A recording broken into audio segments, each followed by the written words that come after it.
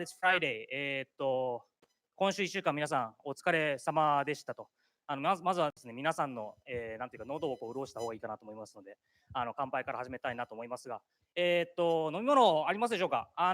ぜひ、飲み物を手に持って準備いただけると嬉しいなと思いますし、もし飲み物、飲まれない方いたら、拳をこう突き上げる感じで、気合い入れていただければと思います。今からですね、ちょうど2時間から3時間ぐらいご一緒するかと思いますので、ぜひともよろしくお願いします。ということで、乾杯。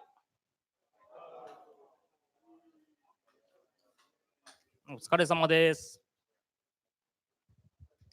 でですね、ここからオープニングで、ちょっと私、飲みながら全然聞いていただければなと思うんですけど、日本語、英語両方で話していきます。So, the very important concept from our side is language. Sorry, the slide is over here. The very important concept for our side is language inclusiveness, and we know that there are some English speakers and also Japanese speakers. We want to have fun with both of you folks.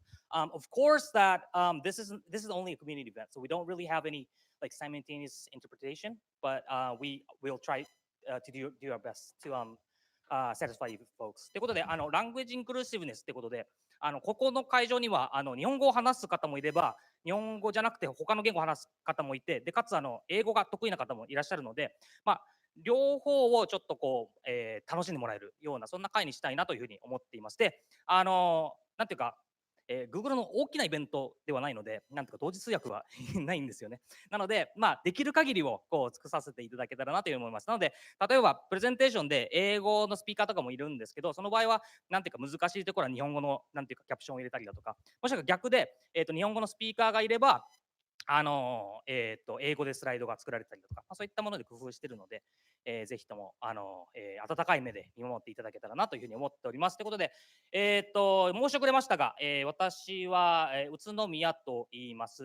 Google ではモバイルソリューションズコンサルタントというロールで、ウェブ関連の最新情報をいろんなところで話したりだとか、コンサルしたりだとか、そんなことをさせていただいてます。So, I will be your host for today, Yusuke from the Google Mobile Solutions Consultant team. And please ask me questions regarding the web, regarding the event, anything.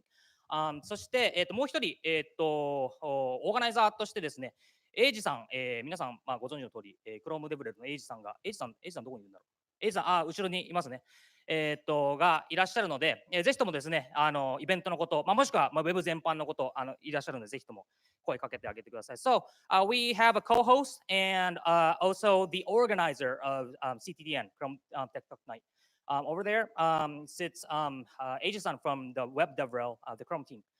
So you can ask him questions regarding the web or the event. So please say hi to him. ってことで、なぜですね、Chrome Tech Talk Night というイベントなんですけれども、アンプを取り上げるかと。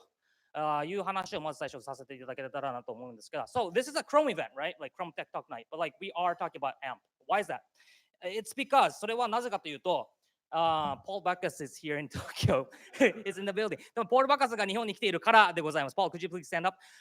皆さん、ポール・バカスを知ってる方もいらっしゃるかもしれないんですけど、知らない方もようにですね、非常に有名なエンジニアでですね、アンプに限らずオープンウェブについて、随分と活躍しているものです。So, I think you know Paul from like Google I/O, AmpConf, and like the AMP YouTube channel. But he's like very famous both internally and externally regarding open web and especially AMP as an engineer. So, すごくいい機会なので、今回開催させていただきましたっていうのが一つと、あともう一つ理由があって、You can sit down. もう一つ理由がありまして、今年の AmpConf2019、AmpConf2019 って来られた方どのくらいいらっしゃいます？ Who here came to our AMP conference 2019 here in Tokyo? It's about 10%ぐらいですかね。いい感じですね。皆さん意外とアンプに新しいのかもしれません。その中でも取り上げさせてもらったんですけど、Chrome and AMP in 2019ってことで、Chrome とAMP が Chrome にどういった影響を及ぼしているのかというか、ウェブの表示にどういうふうないい影響を与えているのかという話をさせていただきました。So, in AmpConf 2019, we had a session, Chrome and AMP in 2019, which means that Chrome is really giving a good influence to the web standard. そしてこのようにですね、詳しくはですね、ブログの記事とかもありますので、So if you want to know the details, there are blogs, articles, so please check this out. ということで、アンプと、まあ、ウェブ標準っていうかっていうのはすごく密接に最近関わってきているので、まあ、取り上げるのにふさわしいかなと思って取り上げさせてもらっています。でですね、今回は、Google と、まあ、アンプチーム、だけじゃなくて、一休さんから、一休さんは、あっちですね、一級チームで、一休さんが結構アンプで結構やばい、すごいことをしてるので、まあ、そこら辺の話を、して、もらえるということで非常に面白いかなと思います。で、あとはですね、ポリマージャパンが名前を変えて Web Platform Study Group っていう名前にこう変わりましたということで、まあ、彼らからも、お話がいただけるということで非常に楽しみにしています。So, not just Google, not just the AMP team, but we have guest speakers. One is from IKQ. You might know IKQ from IKQ Restaurant, IKQ Travel, but they're doing some amazing stuff regarding AMP.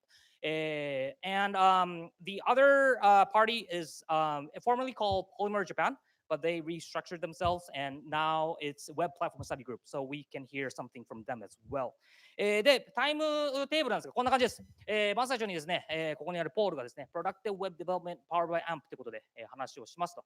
でその後に AMP スクリプトをチコさん、後ろに、座ってるチコさんですね、デブレルのチコさんが話をして、その後に、キノコさんはまだ来てないかな、ひょっとすると、いらっしゃいますか？あ、なんか奥にいらっしゃるのかな。Chrome のエンジニアのキノコさんが、ウェブ標準のフィーチャーポリシーについて話をしていただきます。で、その後ちょっと休憩をした後に、一休さんの話、あとは川上さん、あとグリさんから、お話をこういただくような、形ですね。で、冒頭でも述べました通り、ちょっと英語、日本語でこう散らしてます。なので、まあ、ちょっと楽しい回になるかなというふうに思います。で、かつですね、それぞれ15分から20分ぐらいのセッションになっているので、まあ、なんかそれ短い時間でなんかディープダイブするみたいな感じかなと思います。So, each of the session will be either like 15 minutes or 20 minutes short, but like it's all of them are like deep dive sessions. And yeah, as you can see, there are half of them are in English and half of them are in Japanese. So it's gonna be really exciting. And also, there's gonna be an after party as well. So please attend. 懇親会もありますので、ぜひ参加いただけたらなと思います。あとはですね、質問なんですけど、ちょっと今回結構時間がパツパツで、なんかこう質問を聞けるチャンスっていうのが、ちょっとどこに差し込もうかなって今思ってるんですけど、もしなんかセッション聞いてて質問をしたかったりしたら、slide.doにアクセスしていただいて、そこで、イベントコード ChromeJP を入れて、こう質問を投下してみてください。ちょっと時間があるタイミングで、いいタイミングで、なんか質問を選んで聞いてみようかなというふうには思ってはいます。So there is no, since like this event is pretty packed, we don't really have a dedicated slot for Q&A. But if you have any questions, please use slide.do and the event code is ChromeJP. You can post your questions there. でですね、このスライドデューなんですけど、質問投下すると、いいねできるんですよね。で、なんかこう、いいねで上に上がってったものを私選んでこう聞いていこうかなと思うんですけど、トップ5いいねみたいながあったら、ここにある、Chrome 10周年のドロイドくんがあるので、それを漏れなく差し上げますと、いうことで、ぜひとも質問してみてください。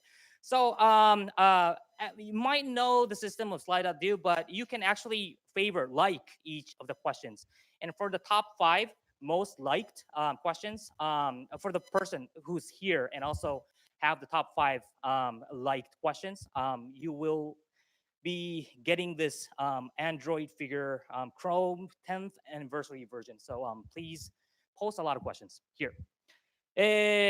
なんかすごいたくさん喋ってますけど、あと、写真なんですけど、撮っても全然構わないですと。ただ、スライドとして公開するものと公開しないものは確かにあります。前半部分はおそらく公開しないだろうなと思ってまして、写真撮ってもらっても構わないんですけど、なんかよくあるのが、シャッター音がちょっと気になるみたいな話があるので、そこら辺ちょっと気にしながら、でもしなんかこう、写真じゃな、撮るっていうよりも、懇親会使って我々と話してもらったりとか、そういったもので時間使ってもらえればなというふうに思っています。So you can take pictures. It's okay. But there are some sessions that will not externalize the slides. So it's okay to take photos, but please mind the shutter sound That's kind of like common issue that we have in Japan. But please mind that piece. はい。で、最後になります。コードオブコンタクト、コード規範ということで、コードオブコンタクトちゃんとあります。be excellent to each other、お互いを尊重しましょうということで、ぜひともですね、楽しい会に皆さん、していきたいなというふうに思っています。何か気になることとかありましたら、ぜひとも、周りに Googler ですね。Googler、どれが Googler かちょっとわからない感じかもしれませんが、なんかこう、なんかぽい人が多分いると思うんで、スタッフとか、捕まえて、もし気になることがあったら言ってください。楽しい会にしていきましょう。So, we do have a code of contact. Be excellent to each other. So, please respect the others and let's have fun together. ですね。こんなもんです。はい。ということで、じゃあ、まず最初に、Chrome Tech Talk Night 14、始めたいと思います。最初に、ポール・バカウスから、話をさせていただけたらなと思います。So, please, Paul, come up on stage. Thank you. Thank you. こんばんは、皆さん。じゃあ、let's begin, I would say. Okay, so I'm really glad that you're all here. And today I'm going to talk about productive web development with AMP. And it's a topic that we don't usually cover that much in detail because most people know AMP from another context because they think about, user experience, performance.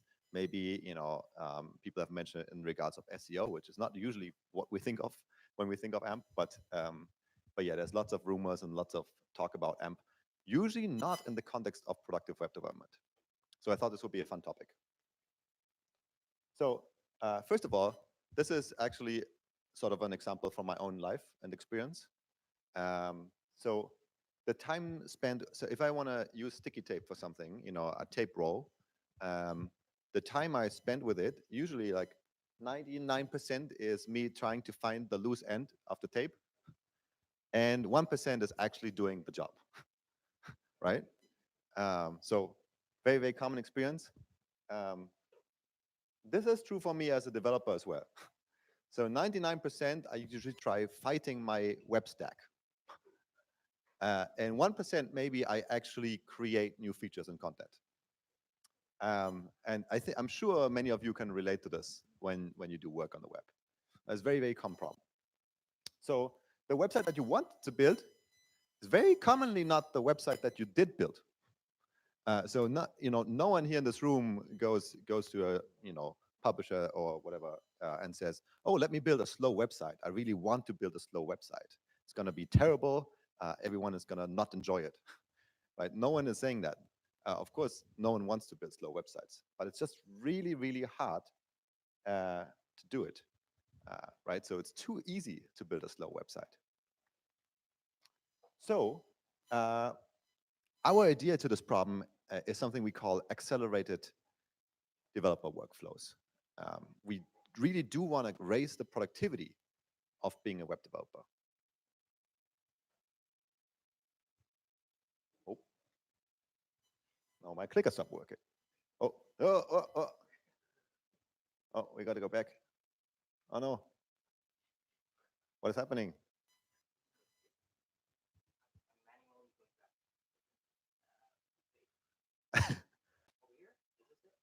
No? Yes. Okay. Is the clicker working now? I don't know. Oh, let's try again. Okay. So short summary of the AMP project. It's a user-first format for web content, supporting the long-term success of every web publisher, merchant, and advertiser. Now, this doesn't really include the developer story, but that's our overall mission. All right, and the clicker works again. Awesome. So if you look at the web without AMP, and I already mentioned, this kind of thing, but really doing the wrong thing is very easy, right? So a recent example, for instance, from my life is I tried to create an animation, a card animation, and I used 2 lines of CSS. And for every junior developer, those 2 lines of CSS would have been the right lines of CSS because they achieved the job. They did exactly the animation that I wanted at a very low frame rate. And that's because it modified layout properties and all sorts of. And And that was terrible. And usually I would not have noticed what I've done wrong. And then I needed to write 200 lines of code in another week to fix that animation, that simple animation. So it's really unfortunate. And so with AMP, we're trying to change this all around. We're trying to make it very easy to do the right thing. So AMP, and this is actually our web developer related slogan on saying what AMP actually is. It is a web component framework to easily create fast, user-first websites, ads, stories, and emails. And the key here is easily. Of course, this is a common stereotype. AMP used to stand for Accelerated Mobile Pages. That's not true anymore. We deprecated that name because AMP is not just accelerated anymore. We try to focus on the user experience at large. It's not just mobile anymore. It's completely responsive nowadays. And it's also not just pages anymore. We now support emails and stories and ads and so on. All right. And so the AMP framework itself is just one piece of that ecosystem. So you get something that generates your pages. Then those pages are managed by the AMP framework. And then they get cached by AMP caches and further accelerated. And then because of the nature of the cache, and I'll talk a little bit about this later, we can pre-render those pages. And that makes them even faster. So what kind of pages are useful to do with AMP? Now, you can build all sorts of pages with AMP, but the most useful, the biggest difference that you perceive is with those pages that are directly explored from search, for instance, or social, and so on. So pages that usually people would search for and then click on search results. Those are the ones that benefit most from AMP. Of course, you can build the sites at the bottom in AMP as well if you really want to, but you don't have to. And now the developer story, the developer tooling story around AMP, we call AMP as a service, because we think of AMP more than a framework. I think it has a bunch of characteristics that make it more behave it more like a service. And I'm going to talk about each of those. But basically, one thing we want you to do is write less code in general. We just want you to write less code and focus more on the things that you actually want to build, the content. We also want to help you with caching and distribution. We want to make sure that you're always up to date, that you're not, have some vulnerable dependencies or so that you have to manage. We also want to guarantee performance. So we don't want to make it easy to regress performance over time, which is one of the biggest issues in modern web development, that you build something fast and then months later it just regresses to really bad performance. And then a really exciting topic, we also make workerized JavaScript really easy. And if that doesn't mean anything to you, it will mean something to you soon after I skipped forward a couple slides. And then, of course, we play really nicely together with PWA. So you can combine AMP and PWA in really nice ways.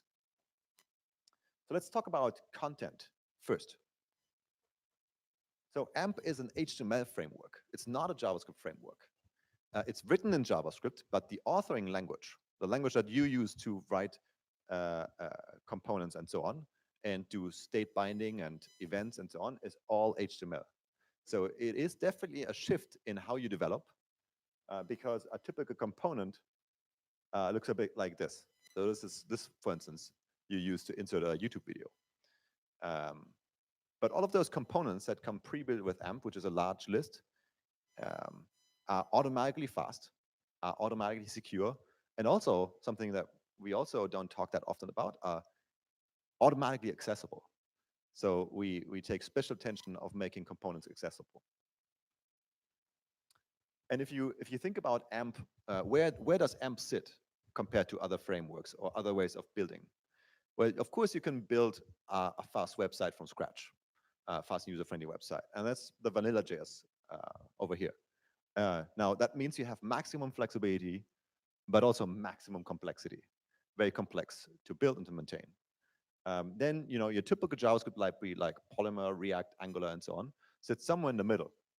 And then you get AMP, which is dramatically less complex and a little less flexible. So it comes at the expense of some flexibility, but I'll show you in a little bit how we're moving it further to the side. So just to highlight one component, let's take AMP Analytics. AMP Analytics is sort of an unsung hero in the world of AMP. That's why I want to highlight it. It's AMP's way of talking to an analytics backend, for instance, Google Analytics. And on most, so now the clicker didn't work again. Oh. Let's try again. All right. So in most websites today, and this is actually, I would say, 95% of the web. Yes. And now I cannot go. Oh, wait a second. Here we go. All right.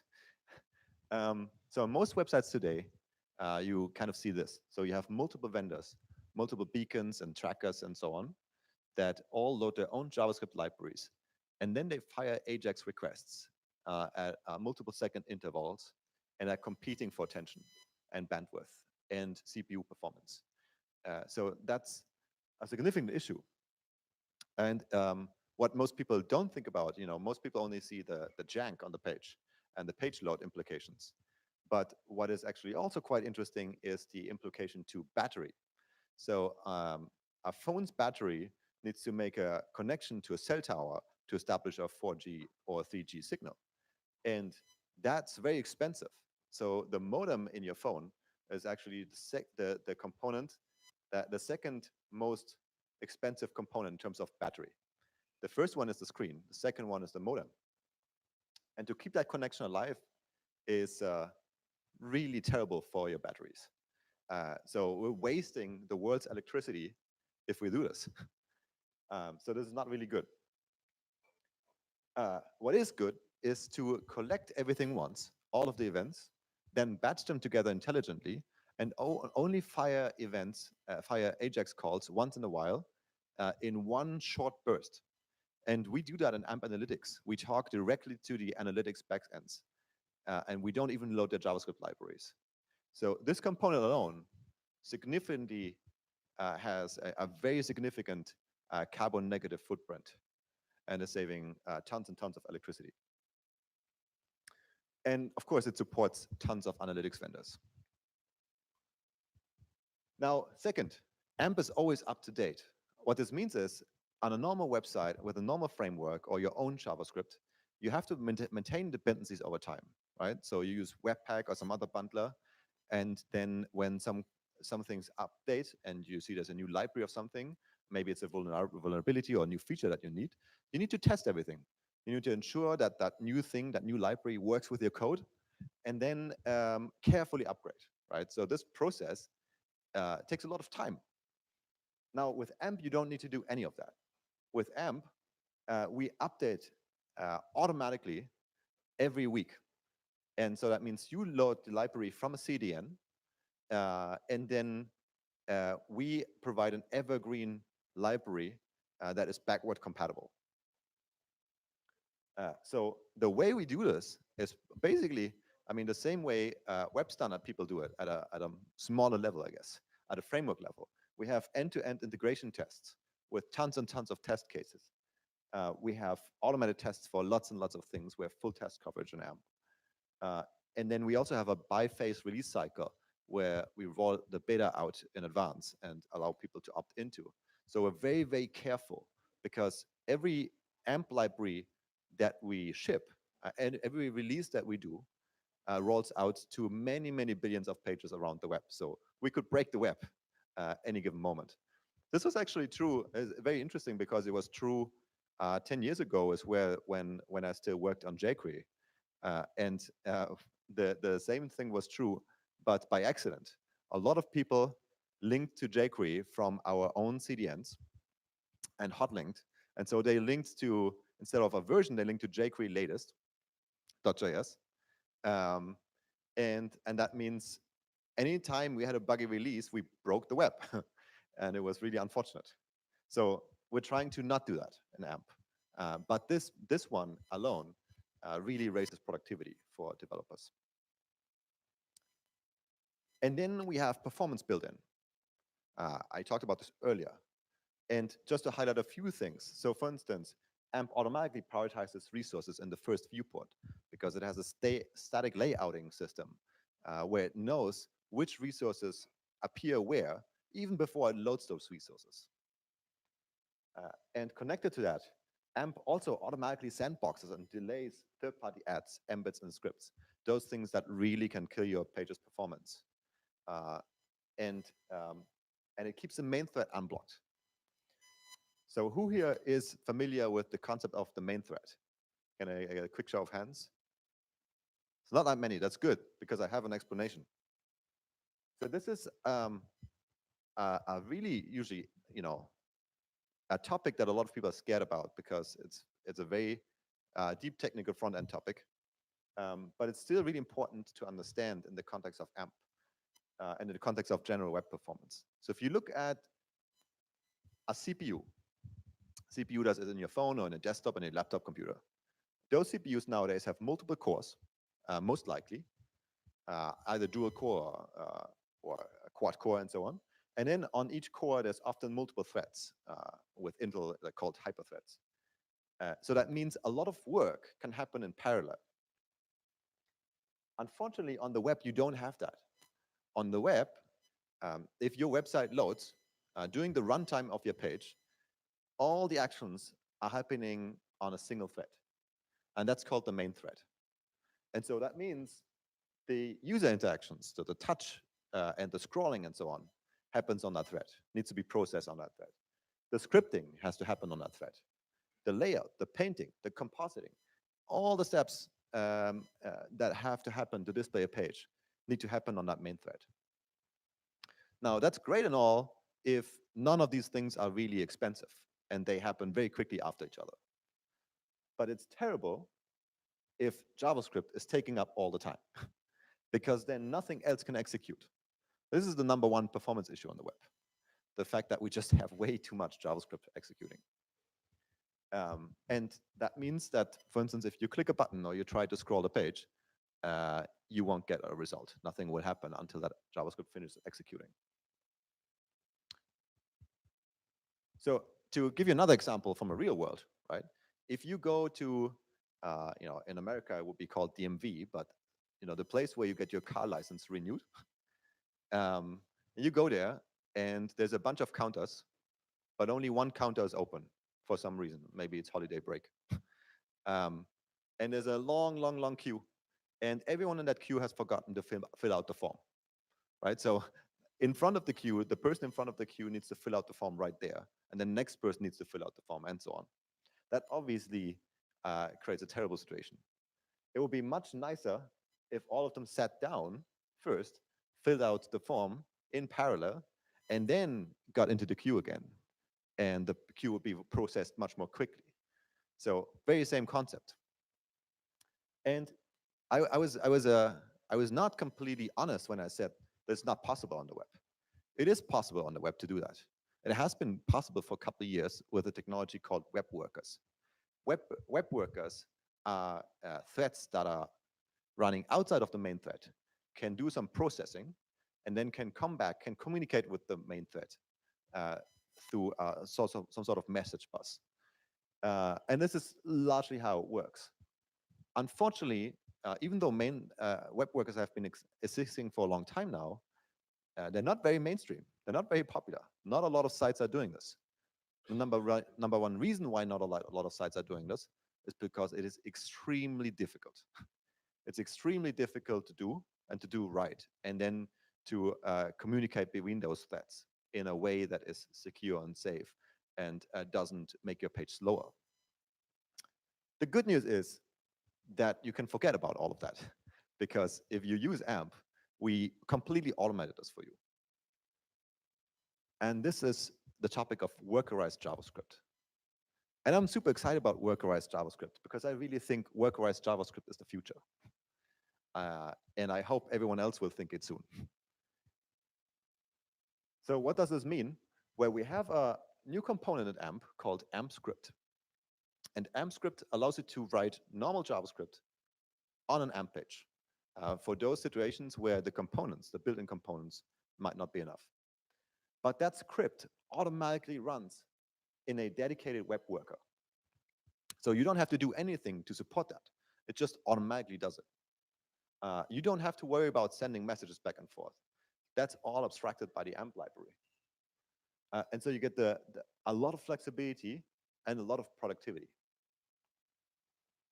And to give you a very simple example, this is like, a stripped down AMP page.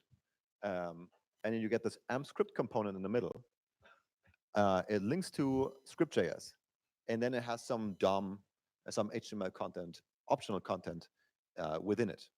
And that's content that you can read from the script. So the script that I load here has access to this portion, but it does not have access to the rest of the page. So it's contained to that portion that you want that script to control. All right. And so this is just a very simple Preact demo, but I want to show you the idea that not only can you use JavaScript in here, you can use almost every framework, every popular framework in here. You can use Preact, React, Vue.js, and so on. And just a very simple example here, where we insert a logo into the div, we render it out. Very straightforward Preact if you have used it before. We use an AMP image, we style that thing, and this is a simple demo. It doesn't have a lot of functionality, but at least it gives you the idea that, and these are automatically generated positions, it gives you the idea that you can do something dynamic in AMP that you otherwise would not be able to do. And so I'm quite excited about AMP script. Now there's a couple of limitations. So for instance, 150 kilobytes is the total size of a script. And you also have to interact with the script. So we don't want you to do random stuff in the script without any user interactions. But there are some exceptions here. And luckily you have a nice big window, 5-second window to do all sorts of work after an interaction. So some limitation also, there are some synchronous DOM APIs. Those cannot be synchronous anymore. And so I'm going to skip slightly ahead, but the gist is that we have polyfilled those APIs and created versions of those APIs. So for instance, in this case, get bounding client rect that are asynchronous. So in this case, you just use await and you wait for the thing to finish. So very similar. It's just that now the entire DOM is asynchronous. In fact, AMP script, of course, a normal web worker does not have access to the DOM. We spent over a year building a library that recreates the DOM in the web worker, and under the scenes communicates with a message bus to the main page. So you don't have to. To give you another demo, here's To-Do MVC running an AMP, typical demo. But as you can see, it looks exactly the same. This is the Vue version, this is the AMP version on the right. There is also a nice interactive demo from the Washington Post. So you have an interactive chart here, and you can click around on that chart. But the coolest thing is that you can scroll up and then say, okay, my birth year is actually a different birth year. So let's say, I don't know, 88. And then the graph actually updates and changes. So quite cool feature. And then some more crazy demos. I'm going to skip a little bit ahead because I'm running out of time. But of course, AMP also comes with caching and distribution built-in, as I mentioned earlier. Because AMP pages are really nice portable content units. And you probably, I'm sure you used this before. Sometimes on Google search, AMP pages feel impossible fast. And it's because of pre-rendering. So we preload the page, we pre-render it in a hidden iframe, and then we display it when the user taps. Now that's possible because of AMP's pre-render mode and the AMP cache. Now on a standard pre-render, so this is without AMP, that's not a good idea because of privacy. Because if you pre-render an AMP page, a page in the background, without the user knowing about it, then that page can set cookies, can track user behavior, and so on. That's really unfortunate. With AMP, you cannot do this because the AMP cache sits in the middle. The AMP cache is the one serving the page, doing pre-render. And so no request goes to the original publisher server. So that means the original publisher doesn't know anything about the user before the user actually clicks on it. And when the user clicks on it, then the publisher can make requests to their server and can track analytics and so on and so on. So it's a really nice model to preserve privacy while creating this instant clicking experience. And this is commonly misunderstood. Most people really have misconceptions about the AMP cache and what it does. But that is the reason why it exists. So AMP caches are awesome. We also get server-side rendering for free with AMP. Server-side rendering is part of the AMP cache. The AMP cache automatically further accelerates AMP by doing a lot of steps on the server and pre-processing the layout of an AMP page, for instance. On the origin, and this is actually, so this is very similar to all sorts of JavaScript frameworks that need to hydrate a page and prepare a page. And so very often you have this flash of unstyled content, and it takes a while until all of the JavaScript and all of the components are initialized. We removed almost all of those steps in our server-side rendered version of AMP. And that means the new load sequence of AMP looks like this. So the page can actually be completely displayed without any JavaScript loading. And we also created a version that works outside of the cache on your own domain. So if someone goes directly to your domain, for instance, cnn.com, you can use the AMP optimizer, which is an NPM module, a node-based script that does these optimizations, and you can integrate it into your build system. And it makes it very, very fast. So PWA support, yes. We have a one-line service worker in AMP, also coming from the AMP team, and implements the AMP as a service idea. Automatically caches a lot of things as part of your page. It is literally one line. It takes you 5 minutes to include in an AMP page, and you basically have a PWA. The only thing you then also need is a web app manifest, but then you have an installable PWA. I mean, you can literally do this in 10 minutes. We also have AMP install service worker, which installs a PWA in the background while the user is reading an AMP page, and then any subsequent clicks will show the PWA. Quite a good experience. And we call this behavior start fast, stay fast. And since Yusuke is standing up, he is probably suggesting that I'm already over, so I'm going to speed up even more. But we have a demo here called AMP cards that does exactly that. It combines AMP and PWA quite nicely. I basically don't have time to show you a lot of the code examples, but I promise there's a lot of examples on our website. So, this is just typical AMP code. All of those demos exist on our website.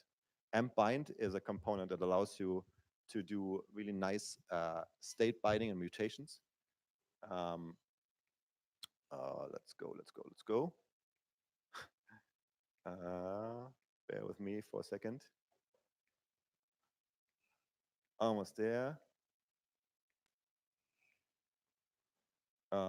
Bento AMP is something that we're working on in the future, where you can use AMP components outside of AMP. We're working on making A/B testing much easier, so we're adding Optimizely support and Oracle Maximizer support to AMP Experiment. We're adding more components like AMP Autocomplete. This one was already launched recently. Infinite Scroll and AMP List. A new carousel that allows for better use cases, that is even easier to use. And then server-side rendering support. For instance, Next.js has added full AMP support. And lots of more things. To wrap up, check out AMP Dev if you want to learn more. You find tons of information there. We have courses, tools, and docs on AMP Dev.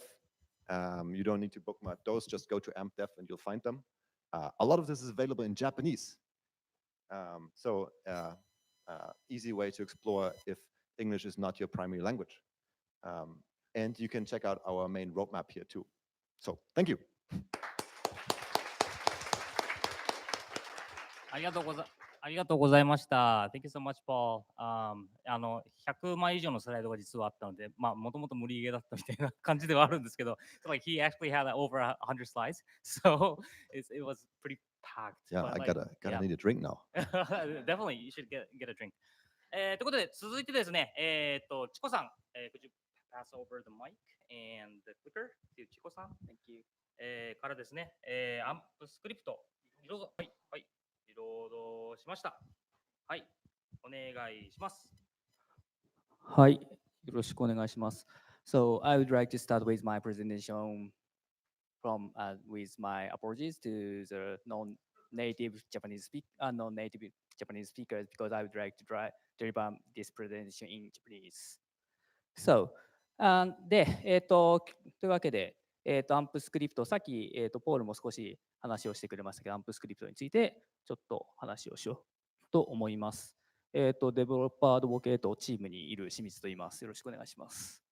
これクリッカー次に行けばいいのかな。で、さっきポールも言ってましたけど、アンプというのは、まあ、開発者の視点から見ると、まあ、HTML フレームワークなんですよ。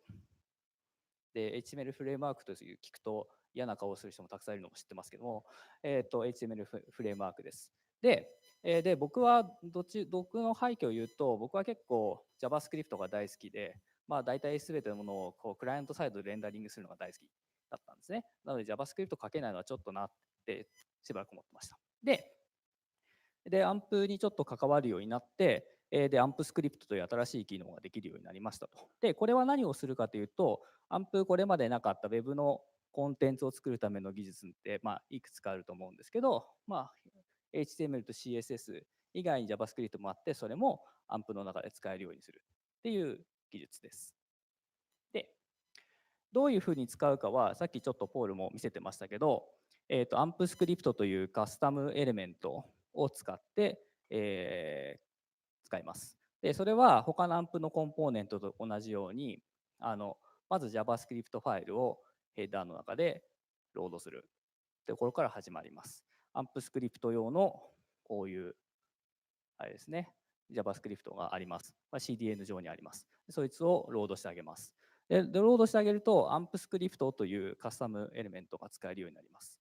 で、それを使って、こんな感じで、普通の HTML の中にアンプスクリプトというカスタムエレメントをこんな風に書いてあげます。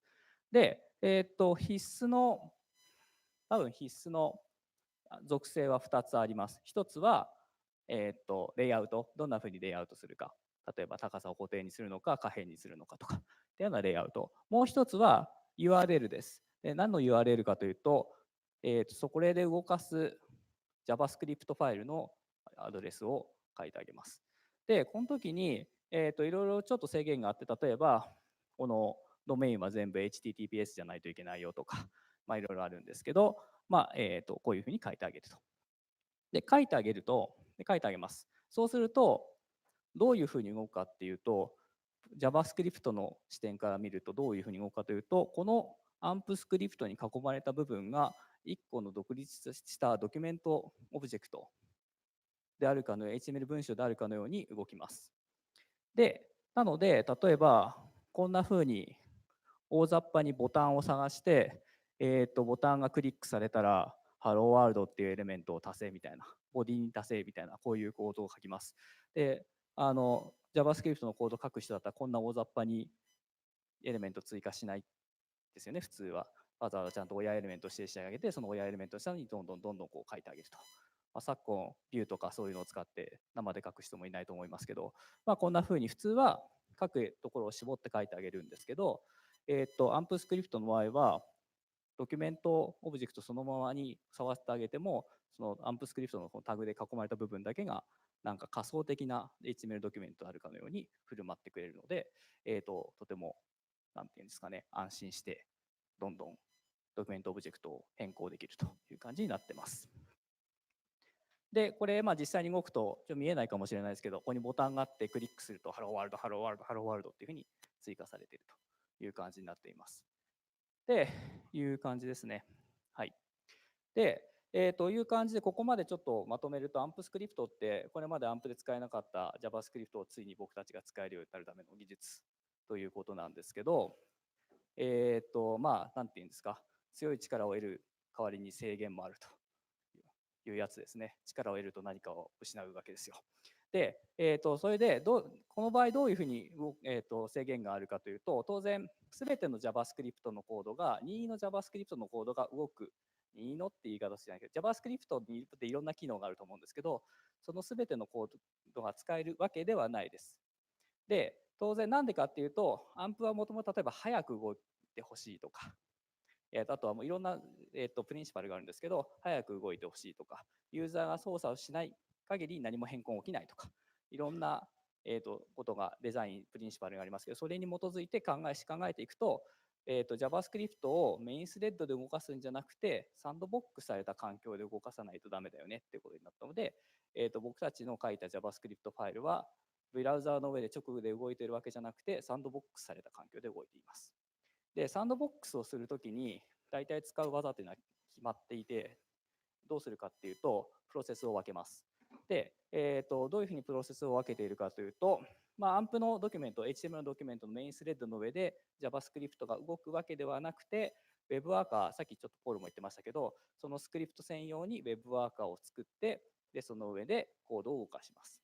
で、じゃあこの間 DOM の変更があったら、例えばその当たり前ですけど、こっちで操作した以外にユーザーの操作、イベントとかもどんどん発生しますよね。で、ユーザーのイベントはこっちで発生するし、DOM の変更はこっちで発生するし、その間どうにかしてやり取りしないと、要はプログラムかけて動いただけじゃしょうがなく、ちゃんとその画面に表示、DOM に反映されないと困るますよね。そのやり取りをどうやってやってるかというと、DOM チェンジリストって呼ばれる、バイナリーデータを、ワーカーとこのメインスレッドの間でやり取りすることで、その片方のイベントをワーカーの方に伝播して、ワーカーの方で動いたドメインの変更をメインスレッドの方に移すということをやっています。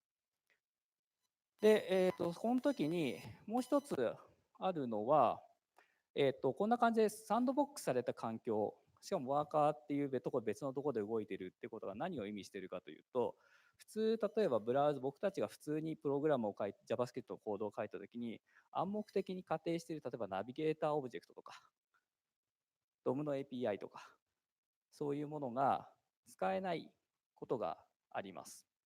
例えば、ワーカーのコンテキストに行って、例えばなんだっけ、ナビゲーターの、Get User Media とか、そういう API で使えないと思うんですよね。あとはフルスクリーンを要求するような API とか、ああいうのも使えないと思います。ああいう、なんですか、ブラウザーってハードウェアを抽象化している部分もあるので、そのハードウェアに直接アクセスするような、そういった API とかはなかなか使えなかったりします。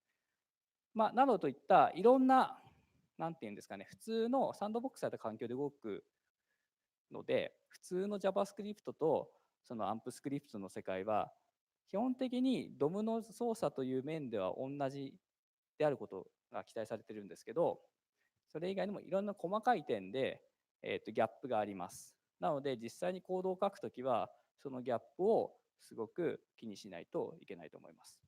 で、3点、数字とともに挙げていきますけど、さっきポールも紹介していましたが、まず一番大きいギャップはコードサイズです。なんていうんですかね、普通のWeb の場合は、なんていうんですか、ユーザーの忍耐が許す限り、でかいサイズのコードを送りつけても、技術的には良いということになっています。が、キャップがあります。AMP スクリプトの場合は。150KB のキャップがあります。で、この 150KB はどういうふうに計算するかというと、まず、JavaScript のコードって ZIP でやってくると思うんですけど、それが展開された後の大きさです。で、もう一つ AMP スクリプトのタグはタグなので、当然一つの AMP、HTML の中に複数個書けます。1個しか書かない場合もあるかもしれませんけど、10個書いたり100個書いたりできます。で、当然100個書いたり100種類別のコード、JavaScript ファイルをロードすることも、理論的には可能なんですけども、その100種類ロードしたすべてのコードサイズを足したものが150キロよりも下回ってないといけないです。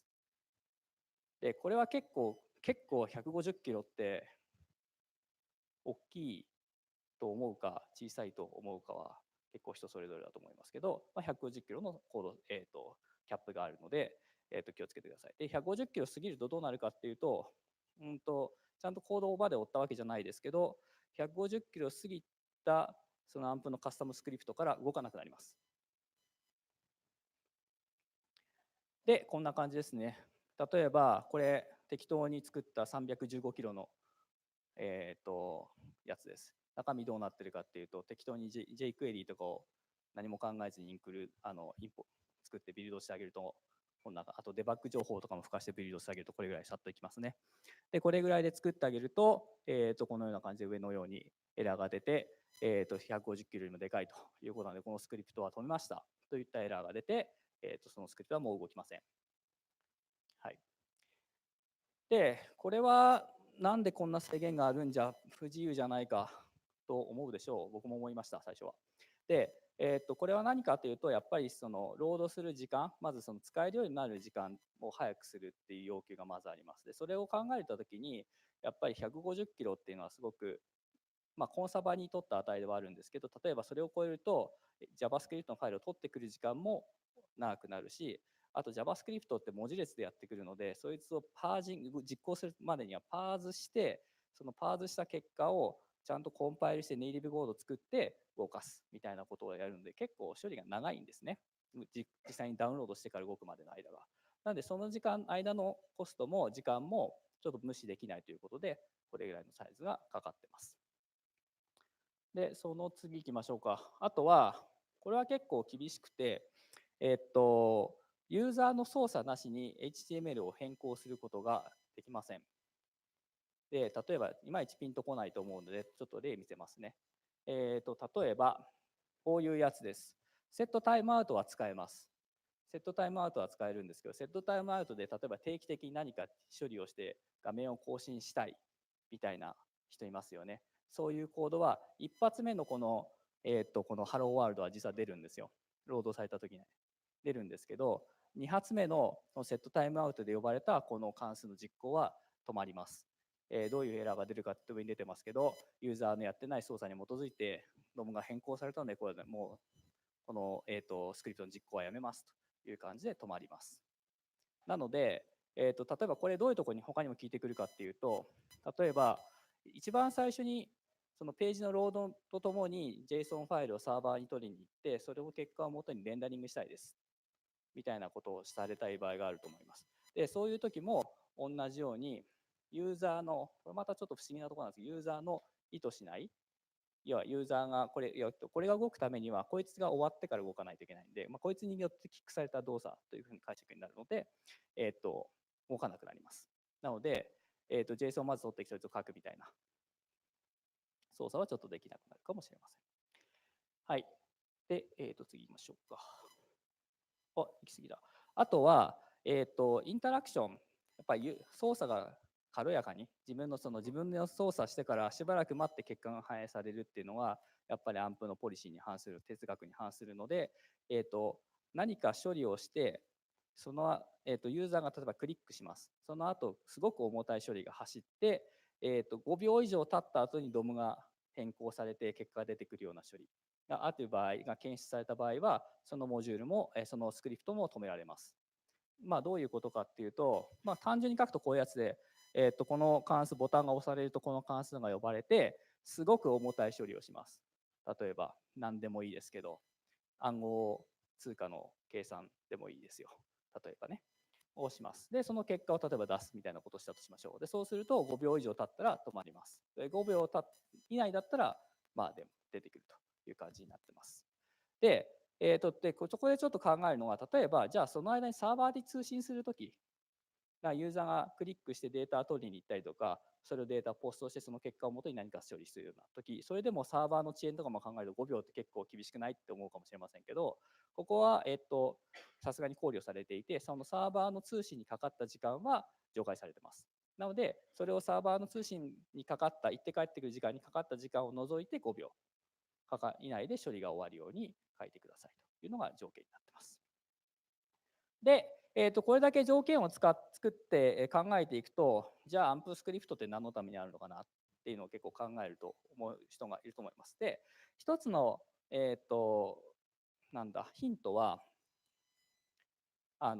インタラクション、ユーザーに何かをさせて、ユーザーインタラクションを自分で定義したいんだけど、アンプのコンポーネントにないなっていう時に、これまでは諦めるしかなかったんだけども、これをアンプスクリプトを使うと自分のやりたいユーザーインタラクションを例えば作れます。で、このデモは何かっていうと、例えば買い物カードの際のチェックアウトするときって、まず今までだと画面の遷移が発生しないといけなかったんですけど、その画面の内で例えばカードの確認をして、次に行って、クレジットカード情報を入れて、発送情報を入れてみたいなのが一画面でやるような、コンポーネントを自分で作ることができます。あとは、例えば映画館のシートをこう取るときって、ああいう、コンポーネントないと思うんですけど、ああいうのも自分で作ってページに入れることができます。あと3分ですか。はい。じゃあ最後3分ということで、あと Tips をいくつか、Tips というか僕の苦しんだことをちょっといくつかシェアしておきます。一つは、出るかな？出た。まず最初に皆さんが AMP スクリプトを使って開発するとき考えなきゃいけないことは、AMP スクリプト、AMP スクリプトを使わなきゃいけないんでしたっけってことはまず考えてみてください。で、よく聞く事例が AB テストしたいですとか、あとはユーザーの情報をサーバーに送るのにロギングに使いたいです、トラッキングに使いたいですとかいう方がよく話を聞くんですけど、そういう時は、例えば AMP アナリティクスだったり AMP エクスペリメントだったり、そういったコンポーネントで実現できますので、そういうものをまず考えてください。だから本当に別にからするとそれ本当にユーザーインタラクションですかっていうことはまず考えないといけないですね。で、あと、ユーザーインタラクションも例えばタブの切り替えだったりっていうそういう性的なものであれば AMP バインドとか AMP リストっていうものを使えると、作れるので、そっちを考えてみるといいと思います。あとすっごく Web アプリケーションですごく込み入ったインタラクションを逆に提供したい場合、その時はページ丸ごと iFrame にして iFrame で入れ込んであげる方が簡単です。なのでそっちを使う方がいいでしょう。で、あとは、これアンプリストの例だから飛ばします。いや、出るかな。よいしょ。で、あと、必ずやるときは、ワーカーの中で動きます。で、ワーカーも、インポートだったり、ダイナミックインポートだったり、一応テクニカルには使えるんですけど、AMP スクリプトの環境ではインポートができません。つまりどういうことかっていうと、すべての実行に必要なファイルは1個のファイルにバンドルされてないといけないです。なので、バンドラーを必ず入れてください。ということになると思います。で、しかも、プロダクションモードで、これ Webpack の例ですけど、Webpack だと、それは必ずこのプロダクションモードに設定するっていうことと、もう一つこの DevTools を False にしてあげてください。で、上は何が起きるかっていうと、コードが小さくなります。で、この時に使ってないコードも省くっていう処理も入るので、ガンガン小さくなっていきます。なので、そうしないと、例えばビューとかのハローワールドを動かしただけで140キロとかになってしまうんで、それだとなかなか厳しいんで、もう少し小さくするためにはこういうのをやってください。あとは、この DevTools フォールスを入れてあげないと、中で eval を呼びます。なので、eval が動かないので、コードが動きません。なので、そのバンドラーのがどういうコードを吐くかもちゃんと最後チェックしてあげないといけないでしょうと。はい。で、あとは、細かい DOM の対応表だったり、ここにあるんで、ここで見てください。使えない API もあります。あと、具体的にじゃあどんな、シンボルがグローバルの空間に露出しているかを見たい人は、ワーカードムのソースコードの中にあるので、それを読んであげるといいと思います。で、はい。というわけで、本当は jQuery の話もしようと思ったんだけど、時間なのでやめていくことにして、まとめると、AMP スクリプトっていうのはすごく便利で話をするとみんなすごく期待するんですけど、実際そんなに僕たち、例えば Gmail AMP スクリプトで作れるかっていうと作れません。なので、どういうところに使うかは考えながら、150キロっていう制約がすごく大きいですし、使えない API もとても多いです。なので、それをうまく勘案しつつ、他のものとどういうふうに使えばいいのかな、どういうユーザーインタラクションを定義すればいいのかなっていうのを考えながら使いどころを探してあげると、いい回が出るとは思います。そして、いい回が出たら教えてください。じゃあ、ありがとうございました。チコさん、ありがとうございました。最後の jQuery のところ、すごい興味深いので、後で多分懇親会とかで捕まえて、話を聞くといいんじゃないかなというふうに思います。じゃあ次のセッションに移りたいと思います。ということで、きのこ先生はどっかにいらっしゃいますでしょうか。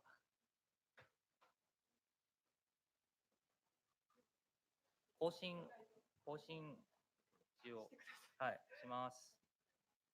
こちらです。続けて、Chrome のエンジニアの、きのこさんからフィーチャーポリシーの話をします。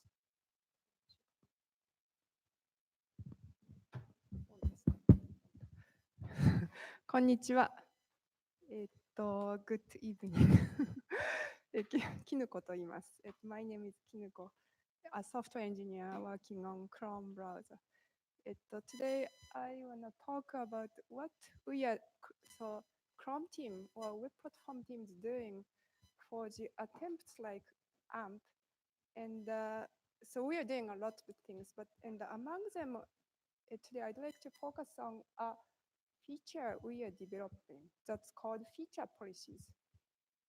And I wanted to give this presentation in bilingual, both in Japanese and English, but my preparation was so bad, so I don't think I can do that. So I'll do that in Japanese.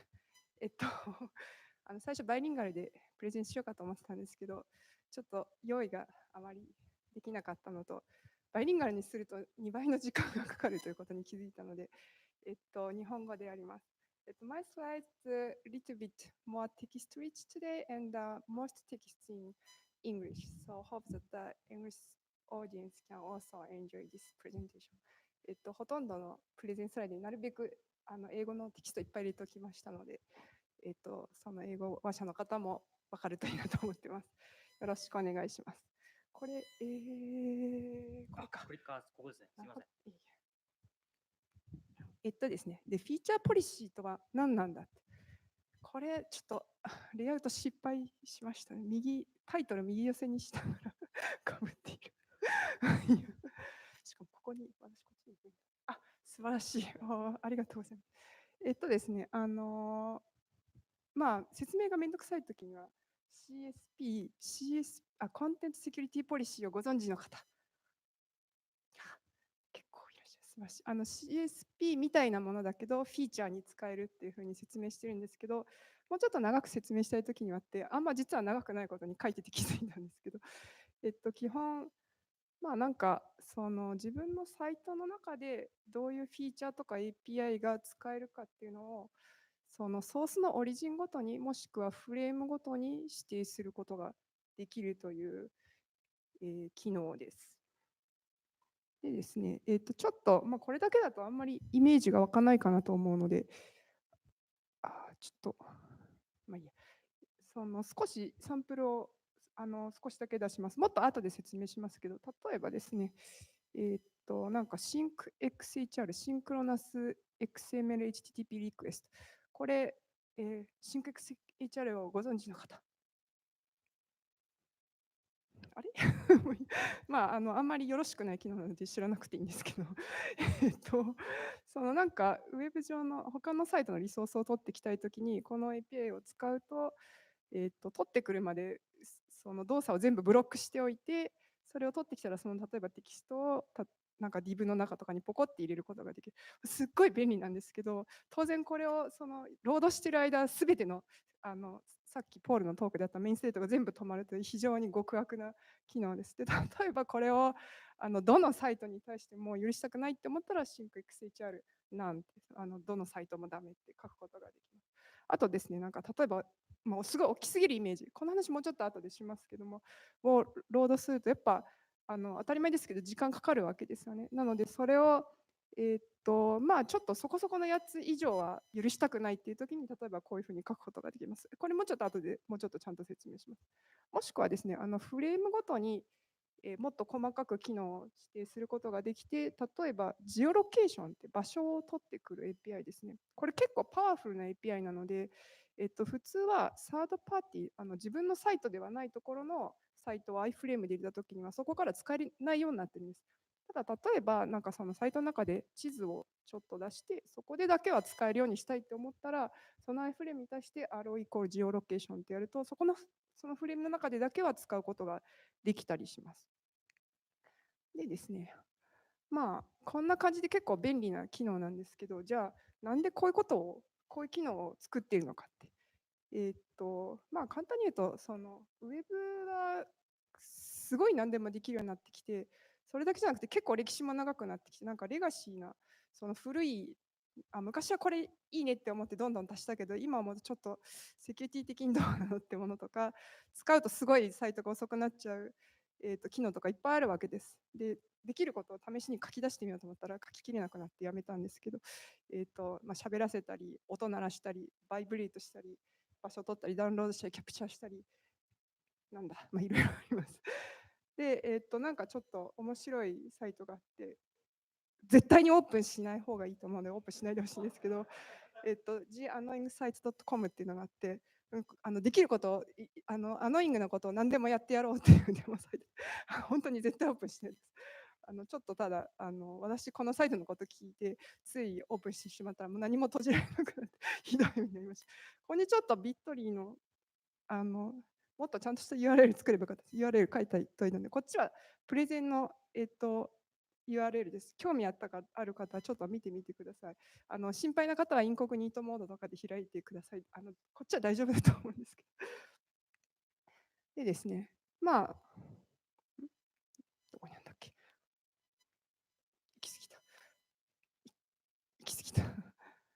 で、まあ、アノイングなことをできるだけじゃなくて、例えば、誰も自分のサイトを遅くしたいとか思っているわけないんですけれども、まあ、例えばサードパーティーのライブラリ使ったり、なんかいい機能がありそうって思って書いてみたりすると、なんか結構すぐサイト遅くなってしまったりすることあるし、あとなんかサイトの中で表示する画像ってやっぱり自分だけで用意するわけじゃないですか。例えばパートナーさんからもらってきたり、いろんなところのソースから取ってきて表示しなきゃいけないわけですよね。でそういう時になんかウェブページどんな風にも書けるけど、どうすると遅くなくちゃんとセキュアに書けるかみたいなのを、やっぱり自分で全部コントロールするのって結構、ほとんど無理なわけですよね。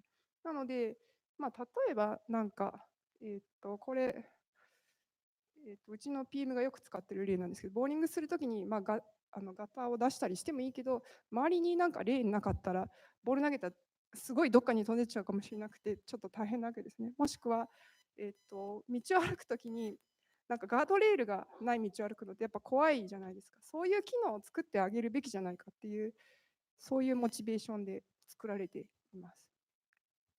で、もうちょっと細かい話をしたいと思います。じゃあ、つまりどうやって使うのかって、少し最初の方の、例のところで説明しましたけども、大きく分けて2つの方法があって、1つはレスポンスヘッダーで指定する方法。この方法は、例えばあるサイトの、メインリソースをのところのレスポンスヘッダーに設定してあげると、そこのサイトで読まれるすべてのページ全体に適用されます。これ結構便利でどういうことかというと、その中で例えば iFrame とかエンベティッドなコンテンツがいくつかあると思いますけど、それすべてに対してここで指定されたフィーチャーポリシーが適用されます。でそれ以外にiFrame に Allow っていうアトリビュートをつけることで、フレームごとにもっと細かく指定することもできます。で、最初の例では、例えば、もともと、サードパーティー、違った、クロスオリジン iFrame では、ディスエーブルされている機能をイネーブルする例を示しましたけど、例えばですね、普通にここに書くのと同じディレクティブを書くことができるので、この iFrame の中でだけ SyncXHR をディスアローしたいとか思ったら SyncXHR なんてここに書いたりすることで、iFrame の中での機能をやっぱり、選択的に、セレクティブに選択的にですね、イネーブルしたりディスエーブルしたりすることができます。あと、じゃあ、このブラウザどういうフィーチャーが、指定できて、どういうフィーチャーがアローされてるんだろうみたいなことを取ることもできて、そのドキュメントにドットフィーチャーポリシーっていう、JS オブジェクトが、インターフェースが見えます。で、そこで、例えば今、DevTools とかのコンソール開いてやってもらえると、Chrome のとか Firefox とかのバージョンによって出てくるものが違うと思うんですけど、フィーチャーズってやると、例えば今の Chrome かなりでは多分57個ぐらいのフィーチャーが出てくると思います。なんか久しぶりにチェックしたらすごい増えててびっくりしたんですけど、まあ、他にアロードフィーチャーズっていうのを呼ぶと、現在このフレームでアローされている、許可されているフィーチャーのリストを取ることができます。まあ、あとはそのフィーチャーをアローしたりすることとかもできるんですけど、ちょっと説明を省きます。えー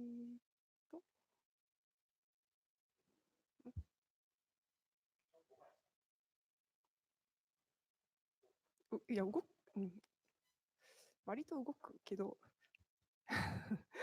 予期せずの時に動くという感じです。でどういうフィーチャーがあるのかっていうのをちょっと、どうやって出すのがいいかなって思ったんですけど、まあ、先ほど言った通りちょっと準備が悪かったので単に一覧で書いてます。まあ、大体大きく分けて2つのタイプの機能があって、割とそのフィーチャーポリシーっていう名前にふさわしい結構いろんなフィーチャーがありますけど、それぞれをもっと細かくコントロールしたいっていうようなフィーチャーポリシーがいっぱいあります。例えばオートプレイとかカメラとかディスプレイキャプチャー、ドキュメントドメインというのはドットドメインを勝手に変えたりするやつですね。あとフルスクリーンできるようにしたりできなくしたり、もしくはジオロケーションで最初の例で使ったやつですね。あとマイクロフォンとかこういうのの例では、MIDI とかそういうのも入っています、確か。あとピクチャーインピクチャー、最近出た機能ですね。もコントロールすることができます。あとペイメントとかもやっぱちょっとコントロールしたいですよね。勝手にできないように。もしくはこのサイトだけ許したいみたいなことができるようになっています。で、ここの横になんかサポートしているブラウザとバージョンのロゴを書こうと思ったんですけど、そんな時間全くなかったので、MDN のサイトに割といい、リストが載ってます。これちょっとごめんなさい、イングリッシュページへのリンクになってますけど、まあ、フィーチャーポリシー MDN で検索すると、それっぽいのが出ます。ですね、それから、まあ、こういうそのフィーチャーをコントロールするってものの他に、まあ、割とアンプインスパイアだというか、そのウェブページを最適な状態で読み込むためにベストプラクティスをポリシーにしようって言って、もしくはそのポリシーでベストプラクティスを指定できるようにしようっていう方がいいですね。別にブラウザ自身がこういうのがベストプラクティスだと思ってるわけじゃなくて、各サイトが皆さんで、まあ、こういうのを指定できるようにするっていうような感じなんですけど、いくつかそういうのがあります。で、多分今そのベストプラクティスみたいなもので提案されている、もしくは実装中なのってこれで全部だと思うんですけど、まあ、アンサイズドメディアとかバーティカルスクロール、エンベッドされているコンテンツの中でスクロールバーが勝手に出ちゃうようにしたくないみたいな話ですね。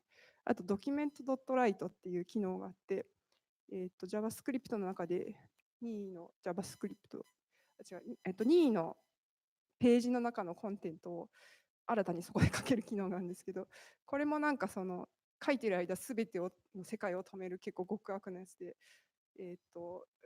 ブラウザの人からすると滅ぼしたい API なんですけどそういうのをコントロールすることができます。まあ、あと、割とやっぱそのイメージ系のが多くて、アンオプティマイズドイメージとか、オーバーサイズドイメージ、最適化されてないイメージとか、サイズが大きすぎるイメージをどう読み込ませたいかっていう挙動をコントロールすることができます。あと、シンクスクリプトっていうやつがあって、これ、多分カナリーで、ここ全部カナリーでフラグをオンにしないと使えないんですけど、今日ぐらいのカナリーでは使えるような気がする。でもまだアンダーディベロップメントです。のやつがあって、スクリプトタグですね。async とかディファードではなくて、普通に書くと、これまたやっぱり世界を止める系で、それが実行されている間は、ページのレンダリングとかもすべて止まって、そこの間は何もできないわけです。で、これもできればなくなってほしい機能なんです。まあ、そういうわけにもいかないので、フィーチャーポリシーとしてシンクスクリプトをコントロールできるようなものを試しに作ってみてて、今こういうのがあります。あとですね、レイアウトアニメーションっていうのがあって、これも今絶賛開発中かな。CSS とかのトランジションアニメーションを指定することができます。例えばなんか、ちょっとこれ div を書いて、ウィーンってスムースに動かしたり、ぐるぐるぐるぐるって回したり、結構楽しいんですけど、やっぱりそのパフォーマンスとかに影響したり、そもそもアニメーションやめてほしいみたいな、その勝手に、入れた iFrame の中でものすごいアニメーションされたらやっぱ結構気が散るわけですよね。なのでそういうのをコントロールできるようにするフィーチャーポリシーが開発中です。あと、レイジーロードっていうのが、これまた、開発中で、これはもしかしたら聞いたことある人がいるかもしれませんけど、アイフレームとか画像ですね、見えてないところにあるものは、なるべく遅く読めるようにしたいっていう話があって、今、アトリビュートでそういうのをコントロールできるものを作ってるんですけれど、それとは別に、このフレームの中では、自動的に見えてないものは、できればロードしないでほしい。何でもロードしちゃうとすごい遅くなったりすることがあるので、っていうようなデフォルトのポリシーを指定できるようなフィーチャーポリシーを、絶賛開発中です。よいしょ。はい、でいくつかちょっとだけサンプルをお見せしたいと思います。で結構何回か言及してますけど、アンサイズドメディアっていう、フィーチャーポリシーがありまして、ちょっとここにアニメーション GIF で出してますけど、なんかですね、割とウェブページで結構早くロードされるんだけど、なんかこう読んでる途中にいきなりなんかテキストがガクッと動いて画像がパカッて出てくるみたいなサイトって結構ありますよね。で、まあ早くロードされるからいいかって思いつつ、やっぱりこう読んでる時に動かれると結構読みにくいわけですね。で、これなんか読んでる途中にリレイアウトっていうか、レイアウトが変わるののすごいポピュラーじゃない、よくある原因の一つで、これを止めるもしくはできなくするようなフィーチャーポリシーがあります。それがその名の通り、アンサイズドメディアっていうフィーチャーポリシーで、まあ、そんなに柔軟には動かないんですけど、このフィーチャーポリシーを指定すると、基本的にはサイズが指定されていないような画像が読み込まれたら、固定のデフォルトのサイズで読まれます。で、ここでちょっと例がありますけど、これ、ランダムに画像を取ってくる例なんですけれども、最初から、ここでフレーム自体にフィーチャーポリシーを設定しているので、テキストが絶対にリレイアウトされません。読まれる前からもうどこにテキストが書かれるか決まっているということができます。あとですね、もう一個、オーバーサイズドイメージっていうのが少し分かりにくいかもしれないので、これの説明を軽くしたいと思います。オーバーサイズドイメージってその名の通り、オーバーサイズの大きすぎるイメージの画像をどう表示するかっていうのをコントロールするものなんですけども、ちょっと分かりやすい例を出そうと思って、この猫ちゃんの画像、基本、元のサイズは800ピクセル ×500 ピクセルなんですけど、今出しているサイズは 380×500 なんですね。で、これなんか画像がオーバーサイズ以外にちょっと問題あるだろうって気がするんですけど、そこは置いておくとして、とりあえず実際に表示される領域に対して画像が結構でかい。で、ここについて例えばフィーチャーポリシー、オーバーサイズイメージ、セルフはこの自分自身のサイトから読まれる画像についてってことですね。で、例えば 2.0、2.0 って書いたとしたら、どういう意味かというと、基本、これかけるこれをこれかけるこれで割ったものなんですけれども、この例だととりあえず800と380のとこだけが違うので、800を380で割って、デバイスピクセルレーションが1だったとすると、とりあえずダウンスケーリングレーションっていうのが2.0 より大きくなるので、これに引っかかって、するとプレイスホルダーのイメージだけが表示されると。そういうことになっています。でこれちょっと見るデバイスによって、プレイスホルダーが出るときと出なかったいいときがあったりします。でですね、こんな風に指定できるのは便利なんだけど、これじゃなんかプロダクションにこのまま出したら、なんか画像が全部プレイスホルダーになっちゃうかもしれないんで、やっぱ怖いですよね。なので、Chrome 73からも、つまりステーブルの Chrome では、フィーチャーポリシーリポートオンリーっていう機能が使えるようになってます。でこれ実際にプレイスホルダーイメージに置き換えるんではなくて、例えば実際にディスアローをしたりするわけではなくて、なんかバイオレーション違反があったときに、書かれている、これ完全にサンプルですけど、リポート2っていうところに書かれているサイトの、エンドポイントに対して違反がありましたよってことを教えてくれる、機能です。で、例えばですね、社内からの IP アドレスに対しては、クエリに対しては、フィーチャーポリシーを設定しておいて、外部からのクエリにはフィーチャーポリシーリポートオンリーを設定するみたいな感じにして、その社内で開発中には、これ、プレイスホルダーになってるいかんいかんって言って直して、外では別に普通に見えるようにするみたいなのがいいんじゃないかと思います。なんか昨日か今日ぐらいにアンプのマルテっていう偉い人がちょっとツイートしてましたけど、ちなみにGoogle の中では、アンオプティマイズイメージがオプティマイズされてないと、画像ピクセルをインバートして判定して出すっていうのがデフォルトでオンになってて、なんか時々なんか判定してる画像が出ると、あ、これ最適化してないねって言ってすぐ分かるようになってます。そういうようなことを簡単にできるようにしてるっていうのが、フィーチャーポイントのこういう機能になります。そういうわけでぴったり時間かと思いますけど、基本今日話した内容はすべて大体ここに書かれています。スペックがあって、GitHub イシューがあって、ここのエクサンプルサイトっていうのが、例えば Chrome で実装したらほとんどの機能について全部サンプルが載っているので、すごい分かりやすいので、よかったら見てみてください。あと、いつも通り MDN に素晴らしい説明が日本語でも英語でもいろんな言語で載ってますので、ぜひ見てみてください。こんな感じで。締めのスライドとか、オチとかないんですけど、おしまいです。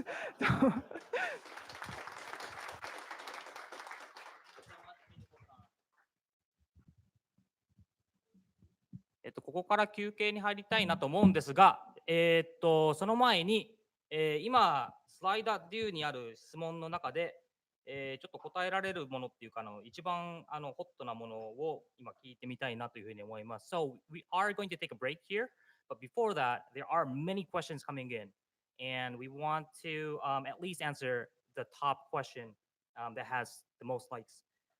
This one is for 見せましょうか。まあいいや。This one is for Paul. AMP is fast because of more strict rules, but with coming 5G network and devices with higher spec in the near future, would it be an overkill to use AMP? なので、日本語にすると、厳しい制限を持ってるのでアンプは速いんだけれども、5G のネットワークと、あとはデバイスも、より、良いものに変わっていった場合は、アンプってオーバーキルなんじゃないかっていう質問ですね。Very good question, and we have like 14 likes. All right, let me try to answer this. Actually, this question was asked by a partner that I visited today at Google. Very same question. 今日、いろんなパートナーとかにも会ってるんですけど、そこでも同じ質問をされましたと。And the answer is actually a little bit complex, but bear with me. ちょっと回答は複雑なんですけど、ちょっと頑張って説明します。So it turns out that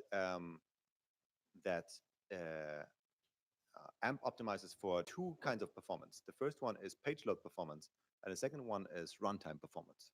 アンプのオプティマイザーは、ページロードのパフォーマンスと、あとはランタイムのパフォーマンスっていうのを両方ともこう最適化するものです。And so, of course, 5G speed applies to page speed performance. The runtime performance is not affected. And unfortunately, CPUs and memory and so on are not doubling every year anymore. So CPUs are not getting fast at the same pace as networks. ネットワーク越しのそのページロードっていうところは当然 5G のところを影響するとは思うんだけれども、ランタイム、ブラウザの上で動くパフォーマンスですね、JavaScript 等々については残念ながら 5G とかのようになんていうかこう、処理のスペックが毎年2倍増えていくとか、そういったものではないので、そういったところは効果あるんじゃないかなと。And so you can test this with a Android or iPhone as well. If you go to onto a Wi-Fi connection and you load the page and you load a really slow page, it will be slightly faster on Wi-Fi, of course, but it will still most likely be slow. And then you would ask you the question, well, why is that? Wi-Fi でつないだままだとしても、すごい遅いサイトにアクセスすると、早くはなるんだけれども、それでも遅さっていうのは、なんかこう目に見えてあるもの、なんじゃないかと。なので質問は、なんでこんなこと起きてるんだっけと。And it's because the transmission, the actual file that gets transported, the HTML page, is only one small bit of the overall load time, right? So instead, there are many more factors to take into account. There's compilation time, JavaScript parsing time, image decoding time, and a lot of these things are happening on the CPU. HTML 自身は、なんていうか、ページをロードする一部分に過ぎませんと。で、そこをダウンロードするのは確かに早くなるんだけれども、実際に、例えば画像をデコードしたりだとか、JavaScript を走らせたりとか、いろいろな計算処理をしたりとかっていうのは、オンデバイスで行われるものだと。So in short, yes, 5G will make things, a lot of things, will make a lot of things much better, but it will not, unfortunately, remove the need to care about performance on a web page. 5G は、まあ、当然、来ることはいいことだし、ウェブサイト早くはなるんだけれども、残念ながら、ウェブページスピードをすべて解決するものではありませんというのが回答でございます。ということで、ありがとうございました。あと何個か行きたいところではあるんですけど、ちょっと一旦休憩します。ということで、あと10分、10分後ですね、35分に再開しようかなというふうに思いますので、まあ、その間、今、スピーカーとかも捕まえて、いろいろ話を聞いてみてください。はい、ありがとうございました。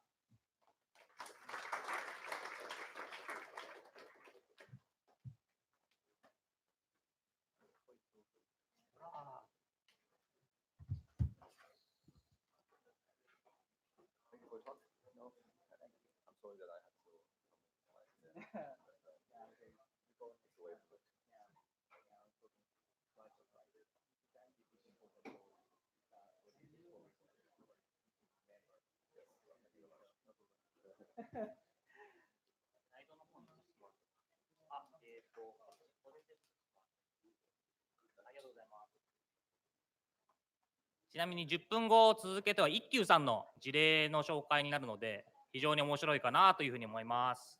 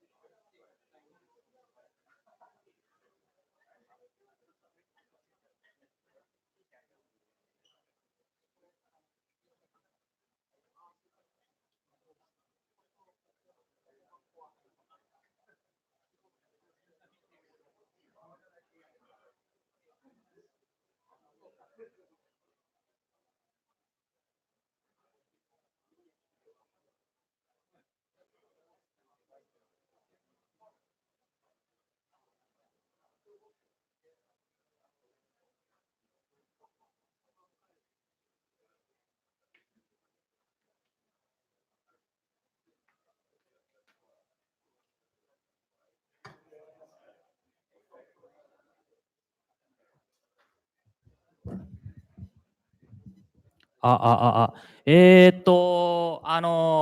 時間も来ましたので、続けてですね、一休さんの事例を、一休さんから話をさせていただけたらなというふうに思います。一休の林さんと、あと田中さんがどっかにいる感じですか。あ、田中さんいらっしゃった。じゃあ、皆さんよろしいでしょうか。飲みながら、多分食べ物も出てくるんじゃないかなって気がしますけど、はい、見ていただけたらなと思います。はい、よろしくお願いします。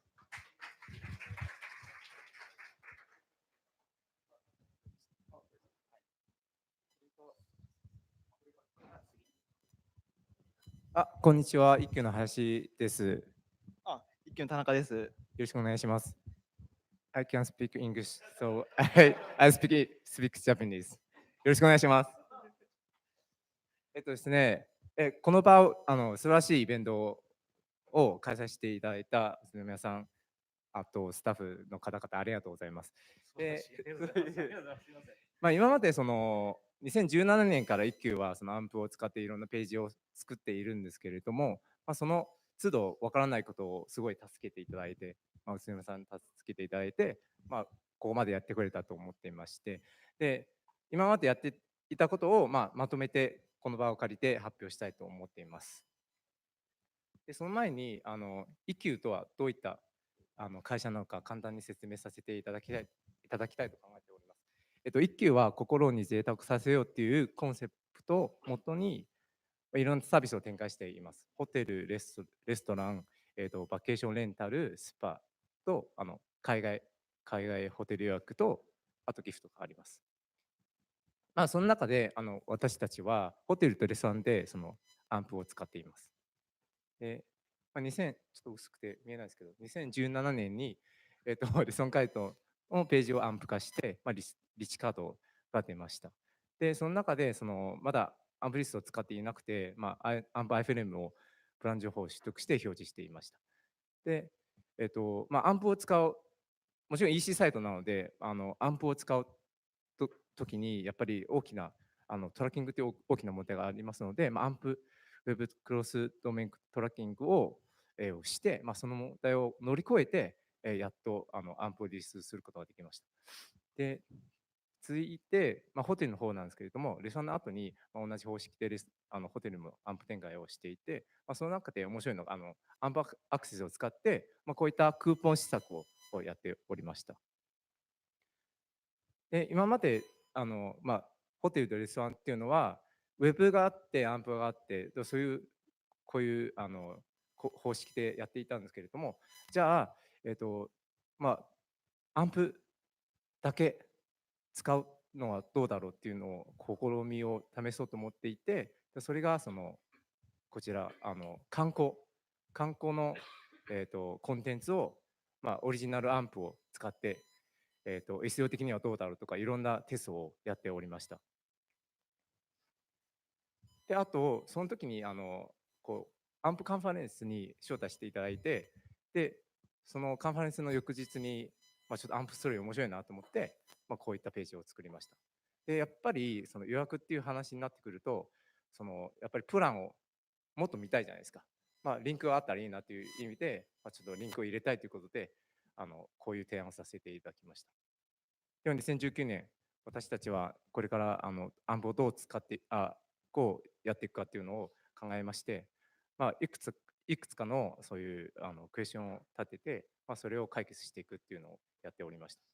まずアンプファーストは SEO 的には大丈夫なのかというところなんですけれども、そもそも京都観光のページではそのアンプをオプティマイズして使っていて、でSEO をやって1ページ目まで行ったので、大丈夫なはずなので、とりあえずテストをしてみようかというところで、テストをしていってで別に問題はなかったっていうふうになっていて、でその後に、SXG 対応しました。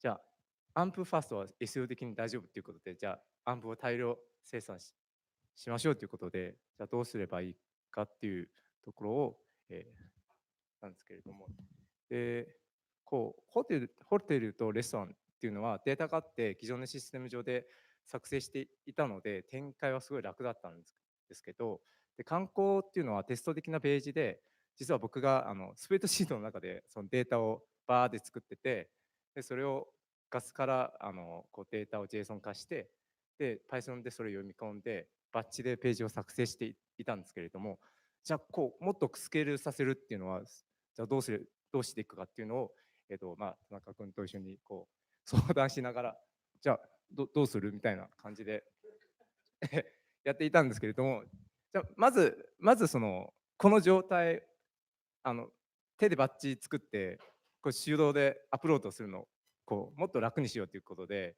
まず第一段階としては、こうガス使って、こうボタンをクリックしたら、ラムダからこうスプレッドシートの情報を取得して、もうそのままこうアップロードするっていうのをやっていただきました。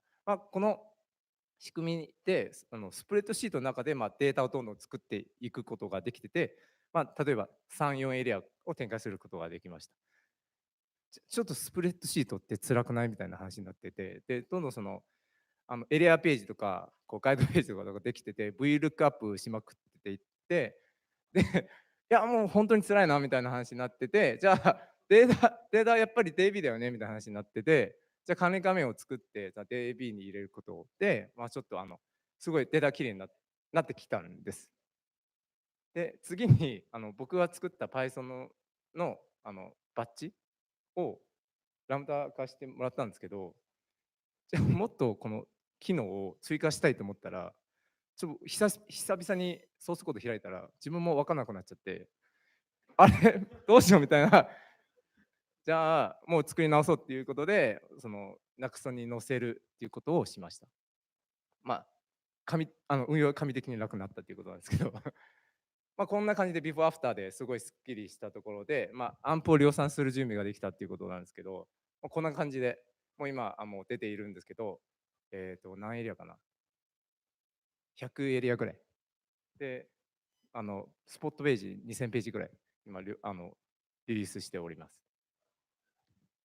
でその前のアンプカンファレンスの時はやってきて、また刺激受けちゃって、またその日で新しいアンプストーリーを作ったんですけど、もっとリッチなページが欲しいということで、もうこんな感じでデータが揃っているので、ちょっと Vue.js の方でテンプレートを作って、こういうふうにページを作りました。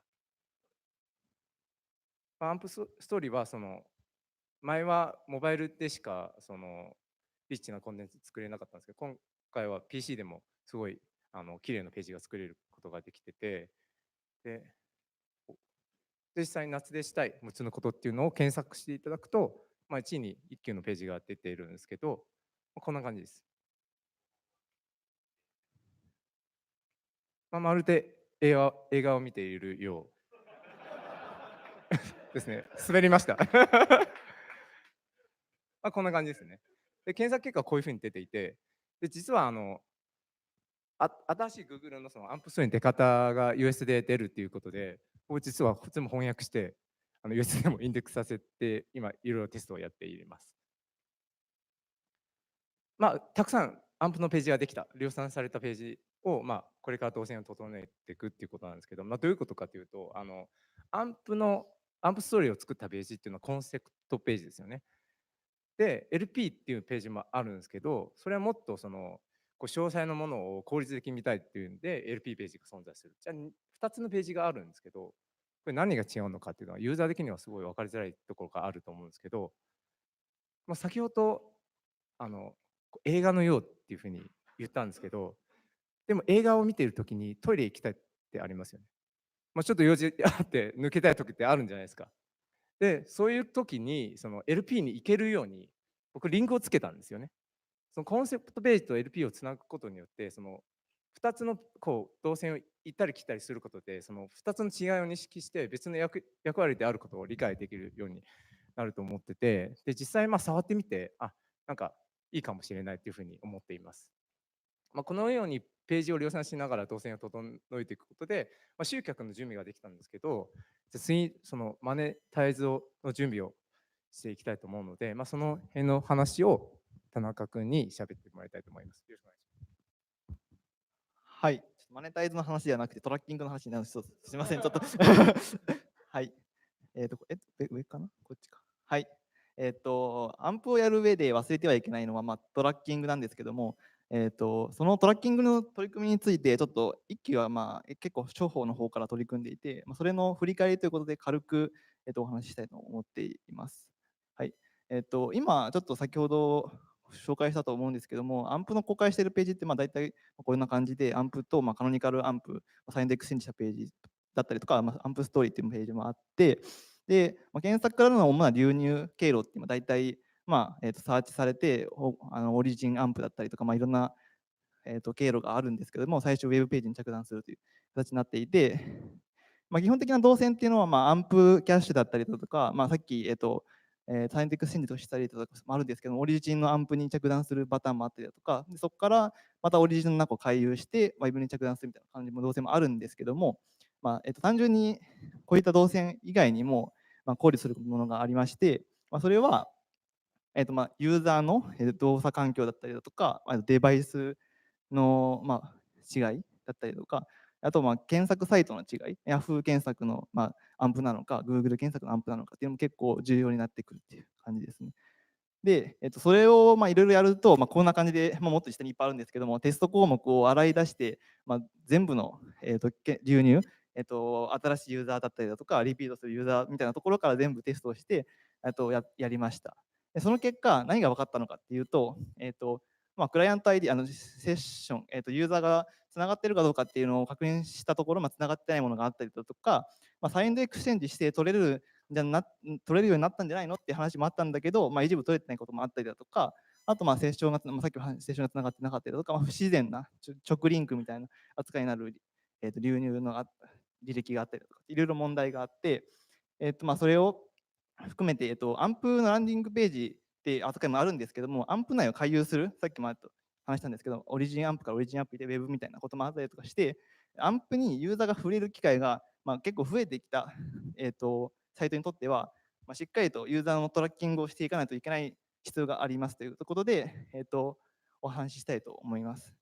ちょっとタグマネージャー使っている方にしかちょっと話が向かないかもしれないですけど、タグマネージャーを使ったトラッキングを一挙でやっていて、そのお話をしたいと思っています。ちなみにタグマネージャー使っている方ってどれぐらいいますか？お、10、11、ちょっとあんまり10%ぐらいかな。はい。導入のためにやったことっていうのは、やられている方もいると思うんですけども、Google Analytics のロールアップしたプロパティを作成するっていうところと、あとクライアント ID 用の、API を自前で作成していただくっていうことと、あとはAMP Analytics、先ほど一番初めの方でポールさんの方からもお話があったんですけども、AMP Analytics コンポーネントを呼び出してもらうっていうところですね。で、ロールアップのプロパティは、その名の通り、もともとある、既存のプロパティから、アンプのプロパティを切ってもらって、作ってもらって、それをまとめたプロパティを作ってもらうっていうところですね。で、クライアント ID の API っていうのは、GTM の API をラップした、オリジンに置く API みたいなものを作ってもらって、それを、自分のオリジンに置いて、最初コレクトで GTM に送るみたいなことをしてあげないと、いけないという感じです。で、アンパーナリティクスにその先ほど作った API のエンドポイントを指定してあげて、トラッキングを送るという、簡単な話ですね。で、さらに、広告掲載をするときは、基本的にアンプキャッシュは使えないので、オリジンアンプになるんですけども、そういったときってドキュメントリファールだったりとか、キャンペーンリソースみたいなのをセットしないといけないんですけども、これを引き継がせる必要がありまして、これをどういうふうにやればいいのかっていうのは、エクストラURL パラメータっていうのを使いまして、先ほど用意していただいたAPI の中に、こういったパラメータを追加してあげて、その流入によって、応じてパラメータを変えていただいて、それをつけてもらうと、その、ダイレクトだった、ユーザーみたいな、先ほど問題でもあった不自然なダイレクトのユーザーの回避だったりとかっていうことができるということです。で、アンプアナリティクス以外にも、アンプピクセルといったトラッキングの仕組みがアンプに用意されていて、それも使った例も紹介したいかなと思います。はい。アンプピクセルっていうのは、簡単に言うと、ウェブビーコンを仕組めるアンプのコンポーネントの仕組みで、単純に、URL を指定しておくだけで、ウェブのトラッキングができるという話です。で、URL のパラメータの方にも、変数も指定できて、その変数を使っていろんな、パラメータをエンドポイントに送ることができます。これを使って何を解決したかというと、社内で自生しているタグのトラッキングに使ったりだとか、GTL に関連しているクッキーの操作みたいなことが、このトラッキングの、アンピクセルを使ってすることができましたと。はい、まとめとしては、いろんなことが書いてあるんですけども、とりあえずコレクトを確認してくださいというところですね。これを確認すれば基本的に、間違っている、合っているというのは全て確認できるので、これを確認してください。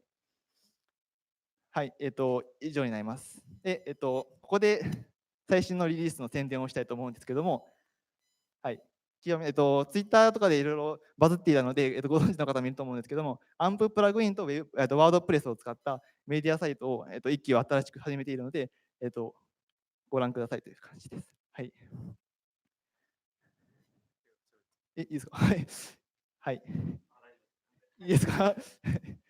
一級はより良いユーザー体験を提供するためにモバイルファーストの時点で、我々の、ユーザー体験を提供できるかというのを挑戦しています。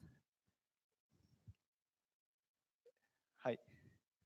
これからもアグレッシブに、いろんなところに取り組んでいきたいと思っています。昨日よりもいいサービスを一級 .com でした。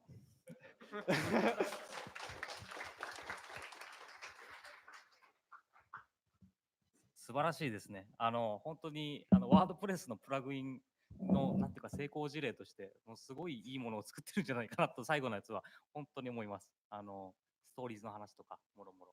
一休さんもあれですかね、懇親会は残っていただける、多分いろいろ話を聞きたい方々もいるんじゃないかなと思いますので、ぜひとも話してみてください。So the folks from IKQ will be staying for the after party as well.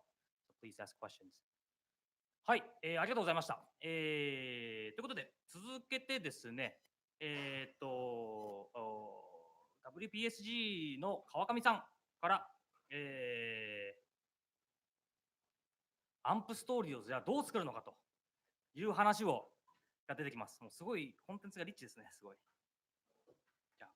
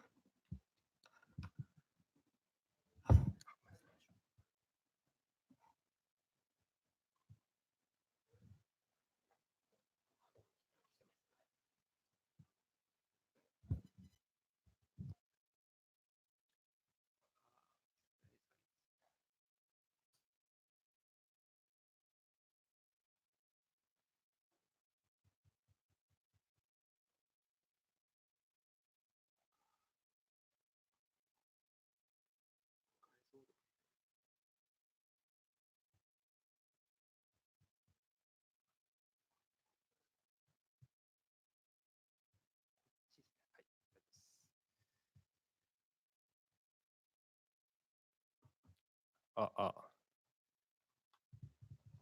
皆さん、こんにちは。ポリマージャパン改め、ウェブプラットフォームスタディグループの川上です。本日はアンプストーリーズのライブコーディングをさせていただきますが、いえ、大丈夫です。ライブコー本日はアンプストーリーズのライブコーディングをやらせていただきますが、もう一つやりたいことがあります。初めての試みになります。英語で、話したいと思っております。でですね、ちょっとそれもあってちょっと緊張していて、手が震えて、今日ライブコーディングやるのに手が震えてるのが致命的になりそうなのと、あとそうですね、声も震えて、あと時間もよく分かんなくなって、ちょっとオーバーしちゃったりするかもしれないんですけど、そこはちょっと多めに見てください。はい。それでは分かりやすく楽しんでいただけるように15分間預からせていただきます。I am Kaz. I am a member of a web platform study group. I have the great pleasure today talk about AMP stories. Today, I want to try two things. First, I want to try live coding about AMP stories. Second, talk speak English for my session. so I will do my best. Okay, let's get started now.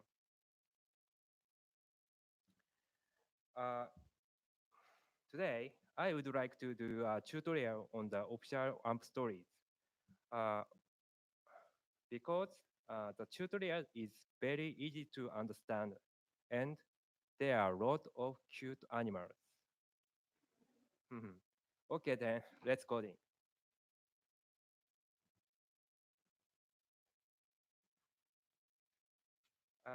I prepared a base of AMP. This is a base code of AMP.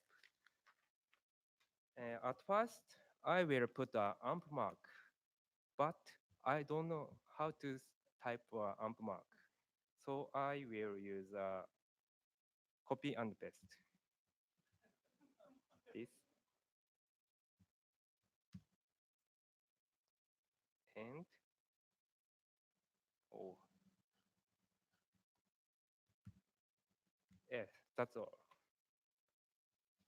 Cool. AMP story has a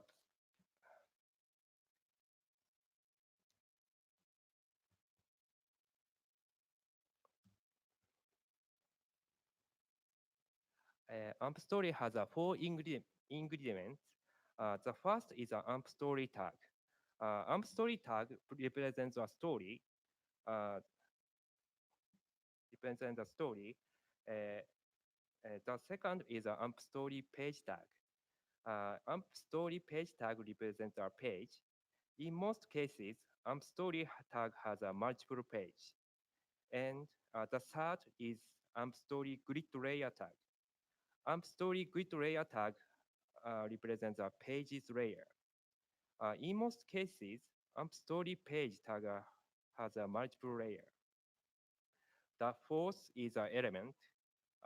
This is an image, title, video, etc. Okay, then let's coding.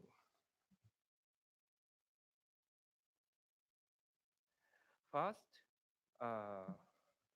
load AMP story tag in the header to use it. And I use copy and paste. Sorry. This is a bit difficult.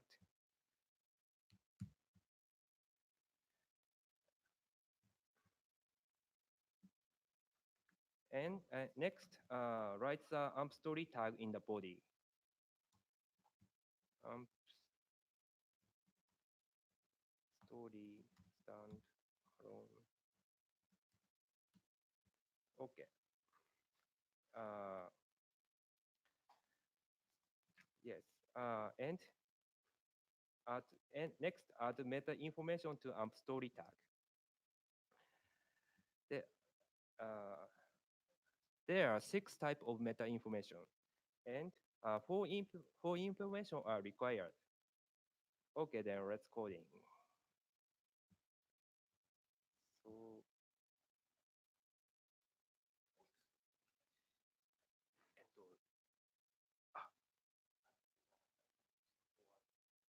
ちょっとできん。すみません。で、ちょっとコピー&ペースト。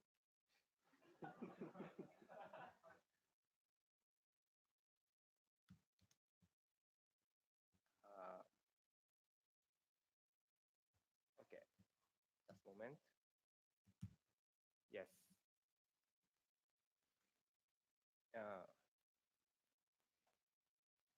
Next, I will use a page.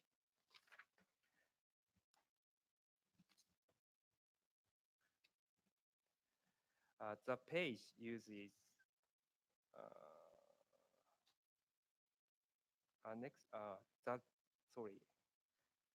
the page uses AMP story page tag. This AMP story page tag written in AMP story tag with add cover value in ID attribute. Okay, then let's coding.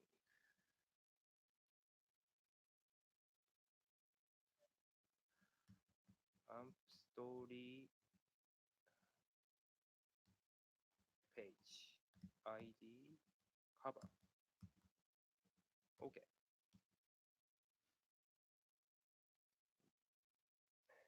Okay, then. Next, create a layer for cover.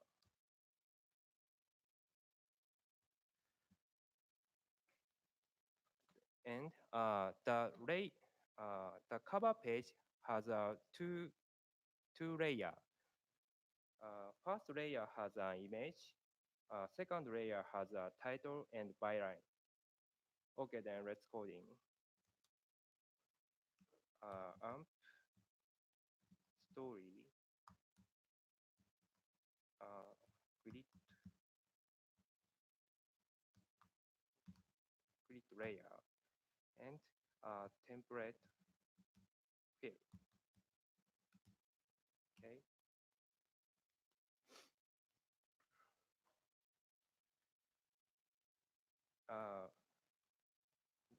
Layer are created with AMP story grid layer tag.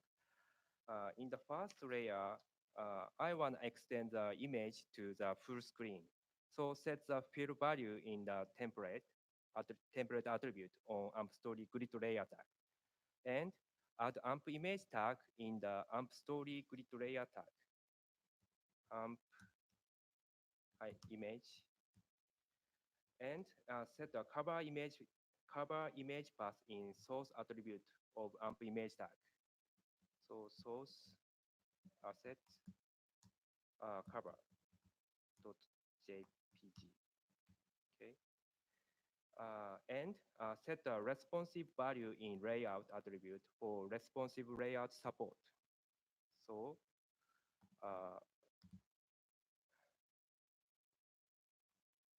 just a moment. Layout responsive. Okay, then let's check by browser. Okay. Yes. Okay, then let's stop here and learn about the template parameter of AMP story grid layer. AMP story grid layer has 4 types of templates. First is fill. Fill is a layout for displaying in full screen. If there is another element, it is not displayed. Use it when you want to set an image or video as a background. Second is a vertical. It is a layout that arranges elements from the top of the screen. Third is a horizontal. It is a layout that arranges elements from the left of the screen. Fourth is a third. Third is a layout that divides the screen into 3. That's all. Okay, then let's coding.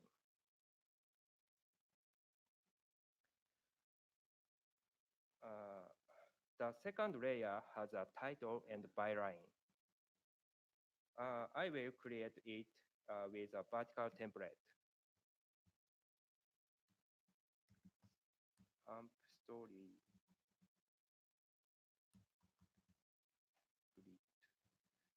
grid template vertical.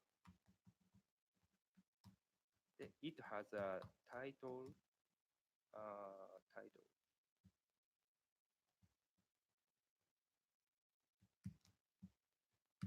Title and byline.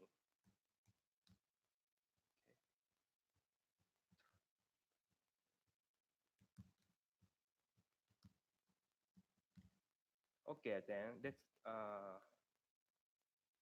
the cover is now complete. Let's check by browser. Okay. Next, I will create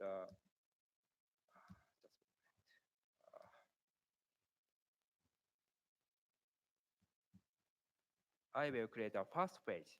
The first page only made only one layer, and the layer has a title, image, and poem.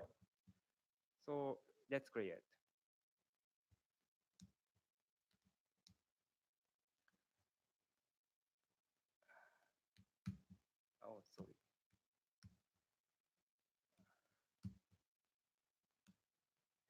change your ID, page 1. And there is a first only article, the title, cat.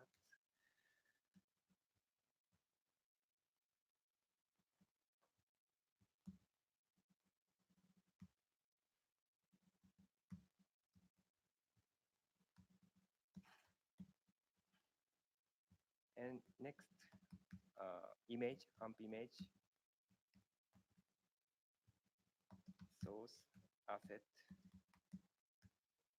cat, JPG. And layer.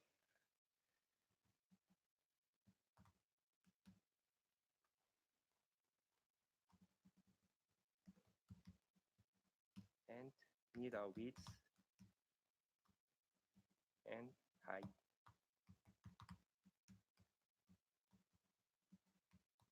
And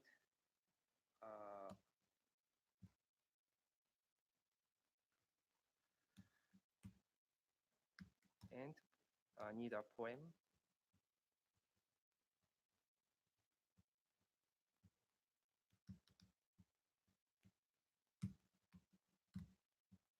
Okay, that's all. So let's check by browser. Okay. So yes, it's not have a time. so I use copy and paste. Just a moment.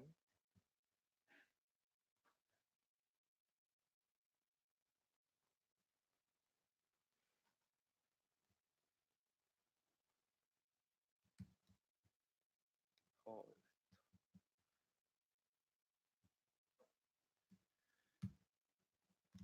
Okay, that's all. So let's check by browser. Yes, cool. Dog, birds, rabbit, and rabbit play video on background. And just a moment.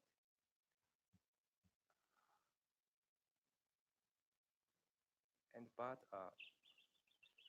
background music. Okay, so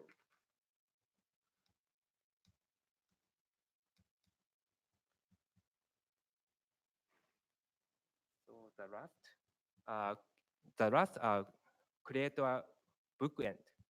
A bookend is a summary of the story, and can set up a social link and a link to detail. Okay, so use AMP story bookend tag and copy and paste. This tag and end of book AMP. Okay, so let's check by browser. So click. This is a bookend. Social link and more detailed link. Okay, sorry. ちょっと全然想定よりも進んでなかったので、ちょっと日本語に変わっちゃったんですけど、アンプストーリーすごく魅力的なコンテンツを作れる、ウェブでも作れるようになっていて、でちょっと僕の緊張のせいで難しいんじゃないかって思っちゃったんですけど、思われたかもしれないんですけど、すごく簡単に魅力的なコンテンツを作れるので、Thank you. Let's enjoy your AMP stories. どうもありがとうございました。It was an awesome presentation. Thank you so much. すごくすいません。いや、もう時間実はぴったりですよ。むしろ少し余ってるぐらいなんじゃないかな。じゃあ続きやっていいですか？ぴったりですでも。はい。どうもありがとうございました。すいません。アンプストーリーズの話を聞きたければ、ぜひ一休さんも川上さんもいるので、ぜひ話してみてください。ありがとうございました。じゃあ最後、the last speaker will be アグリさん、よろしいでしょうか。ありがとうございます。アグリさんはどうされます？ハンドマイクに座って、座っていいですか？はい、わかりました。はい、大丈夫です。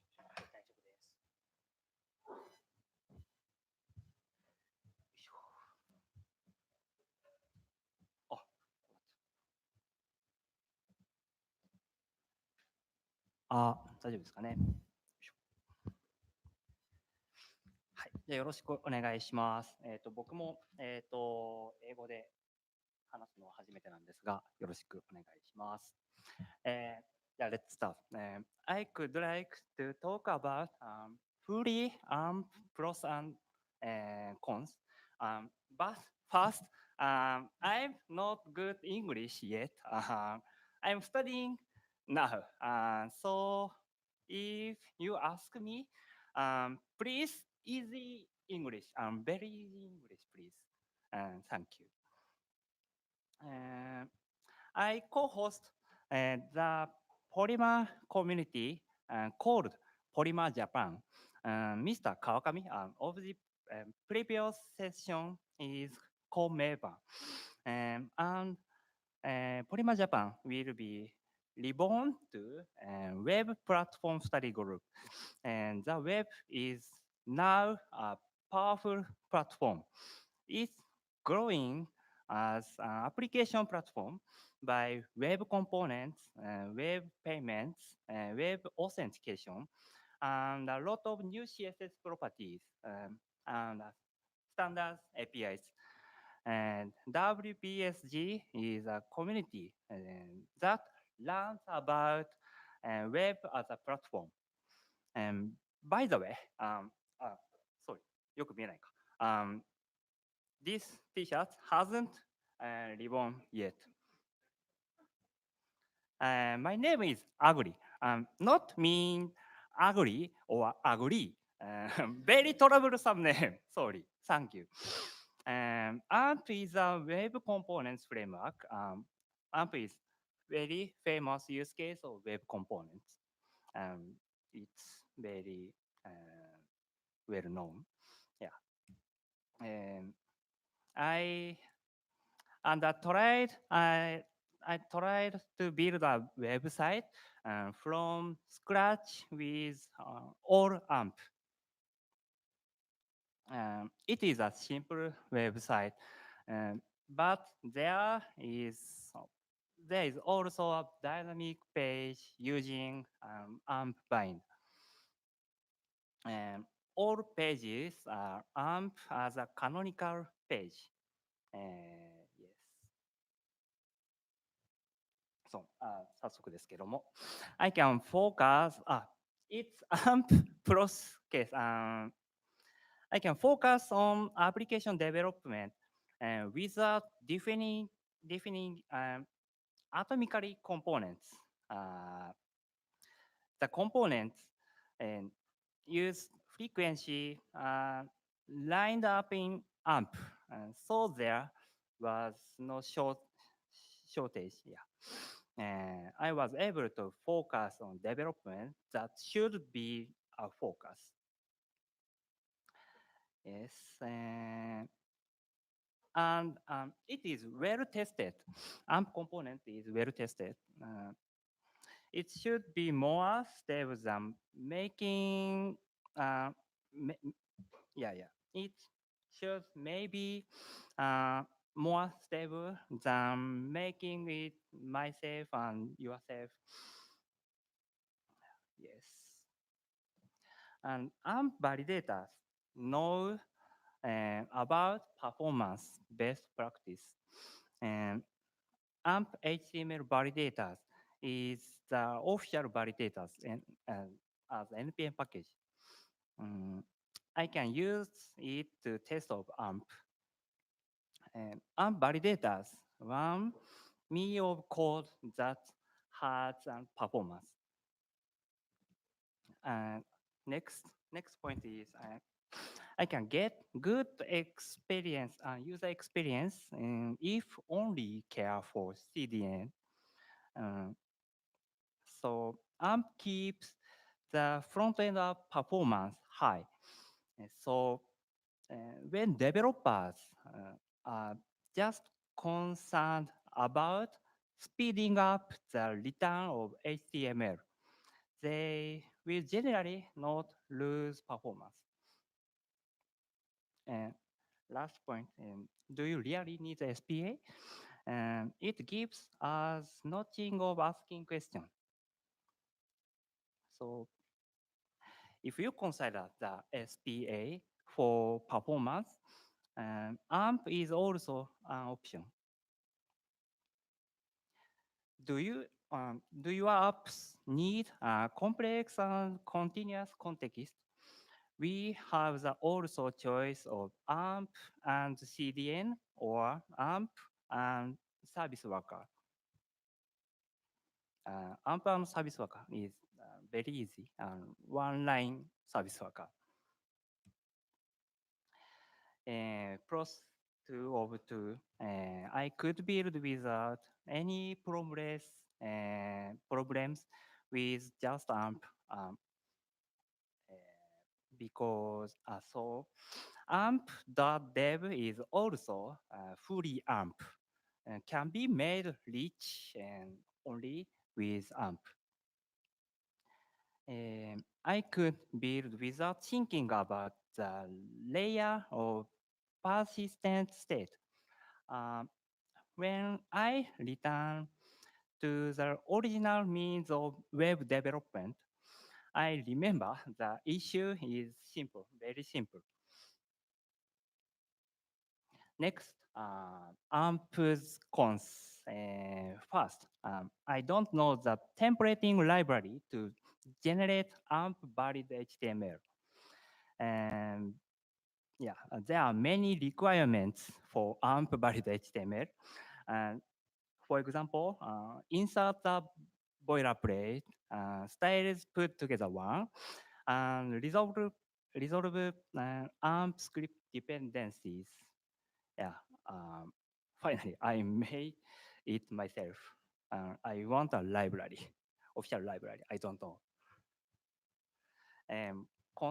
Next point is AMP binds states, expressions, and bindings interact using strings as keys. Yeah, is the key exist and is the schema correct? I need a parser to validate it. I want to solve this problem by using the JS or TS platform, not a parser. Maybe can solve by JSX or TSX in the Next.js, but its compiler required and not a standard. I want a standard API. Tell me if you know. Yeah, last. And here is a brief introduction to my project. Node.js projects built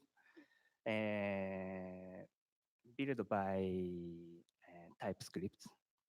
First, create a template that just returns the AMP component as it is a server side. This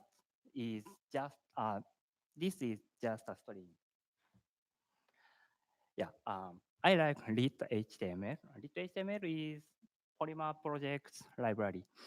So I using template literal on the server side too. I want to make AMP with lit.html. Can I do it with AMP script? Next, create a component that contains an AMP component. Use CSS here. I created a small library to write CSS with template reader. It's pre-processed with post-CSS.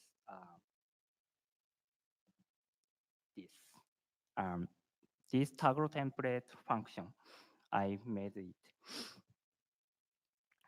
Finally, combine to combine the components and return a page HTML.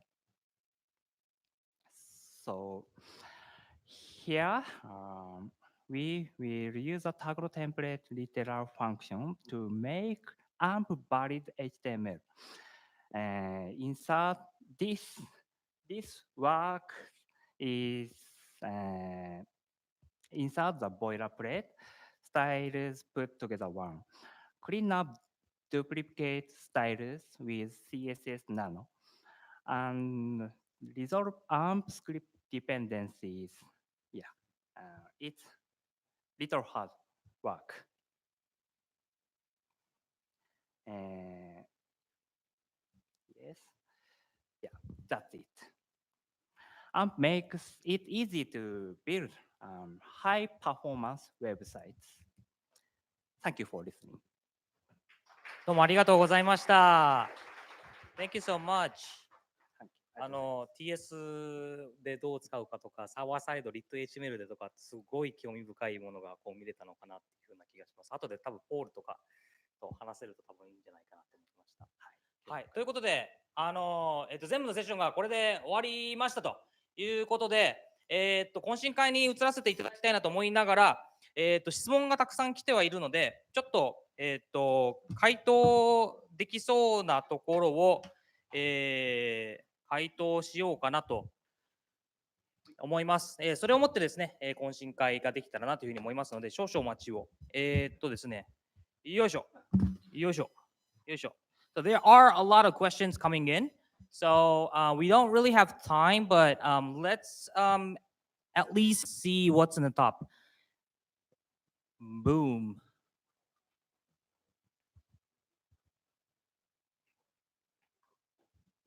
Now it's loading, it's loading. はい、たくさん質問来てます。ありがとうございます。52個質問が来てるってことで、素晴らしいですね。で、今ここの時点でですね、トップ5の方々はぜひこれを受け取ってください。多分最初の2つは同じ方ですからね。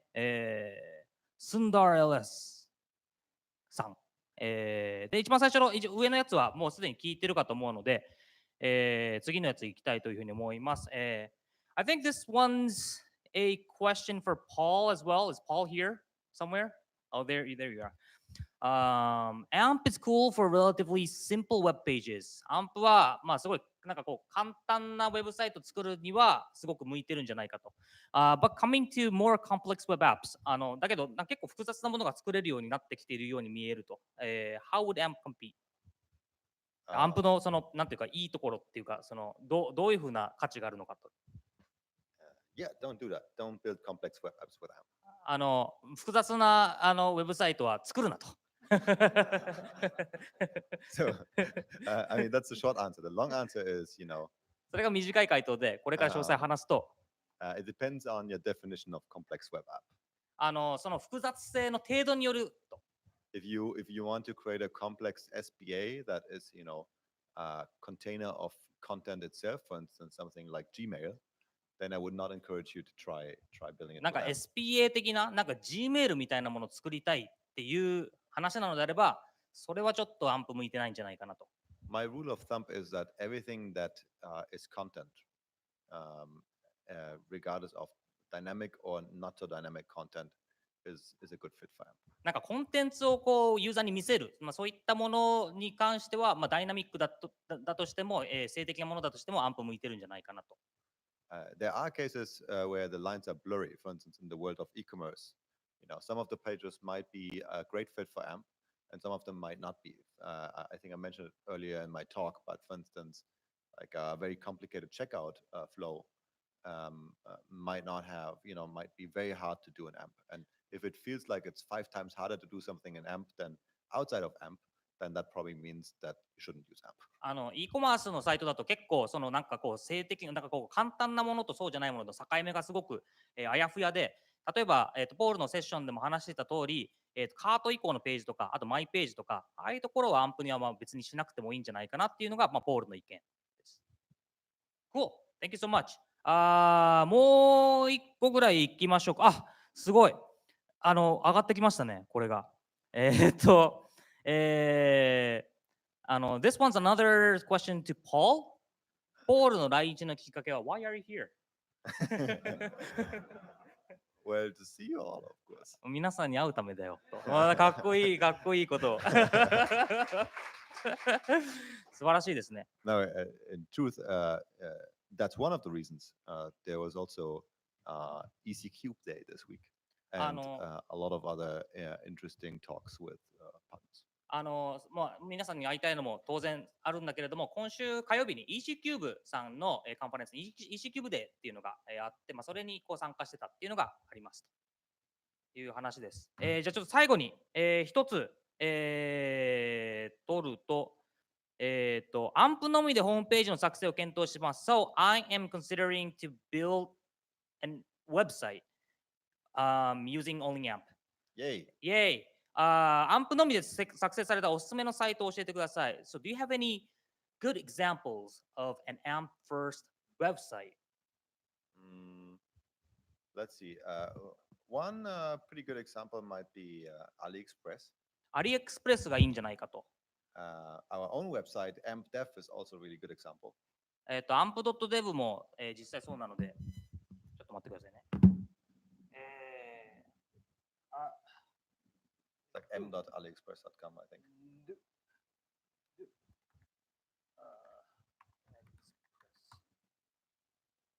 BMW.com is also interesting. It's a combination of PWA and AMP. これかな I think so. Yeah, probably this, right? Yes, it is. こういうの全部アンプでこう作られたりしますと。あとは、BMW。BMW.com is also, it's a combination of AMP and PWA actually. So it loads the AMP page first, and then if you reload it, it's a PWA. So this like individual like content here is AMP, is it? Was it? Yeah, well, the page itself, the first time you visit it, it's actually completely AMP. 最初に訪れるときはもう全部 AMP になっていて。And any next click will actually have the PWA installed and the service worker installed. その後はサービスワーカーとかもインストールされてて PWA に移っていくみたいなことを BMW さんやってると。Another good example, of course, is EQ. That's what I was going to say. EQ さんすごいですよ、やっぱり。なんだっけ、観光、京都。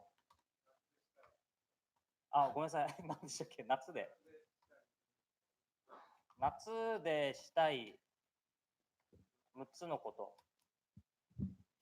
これですか？もう最高ですよね。こんな感じの生でこう見れるみたいな。いいですよね。あとは、ご紹介していた、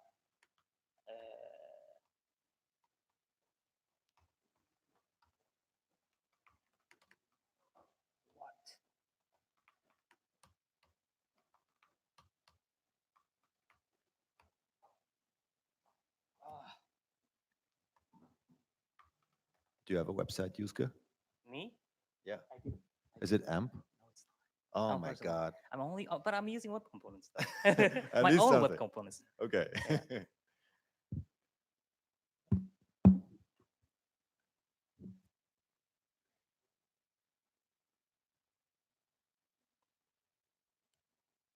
これですかね。これさっきお見せしてたやつ。これが綺麗にレスポンシブにこう作られてるやつですよね。すごい。で、アンプページからアンプページにこう行くみたいな感じのものですね。一輝さんはこの会場にもいると思うので、後ほど聞いていただけたらなというふうに思います。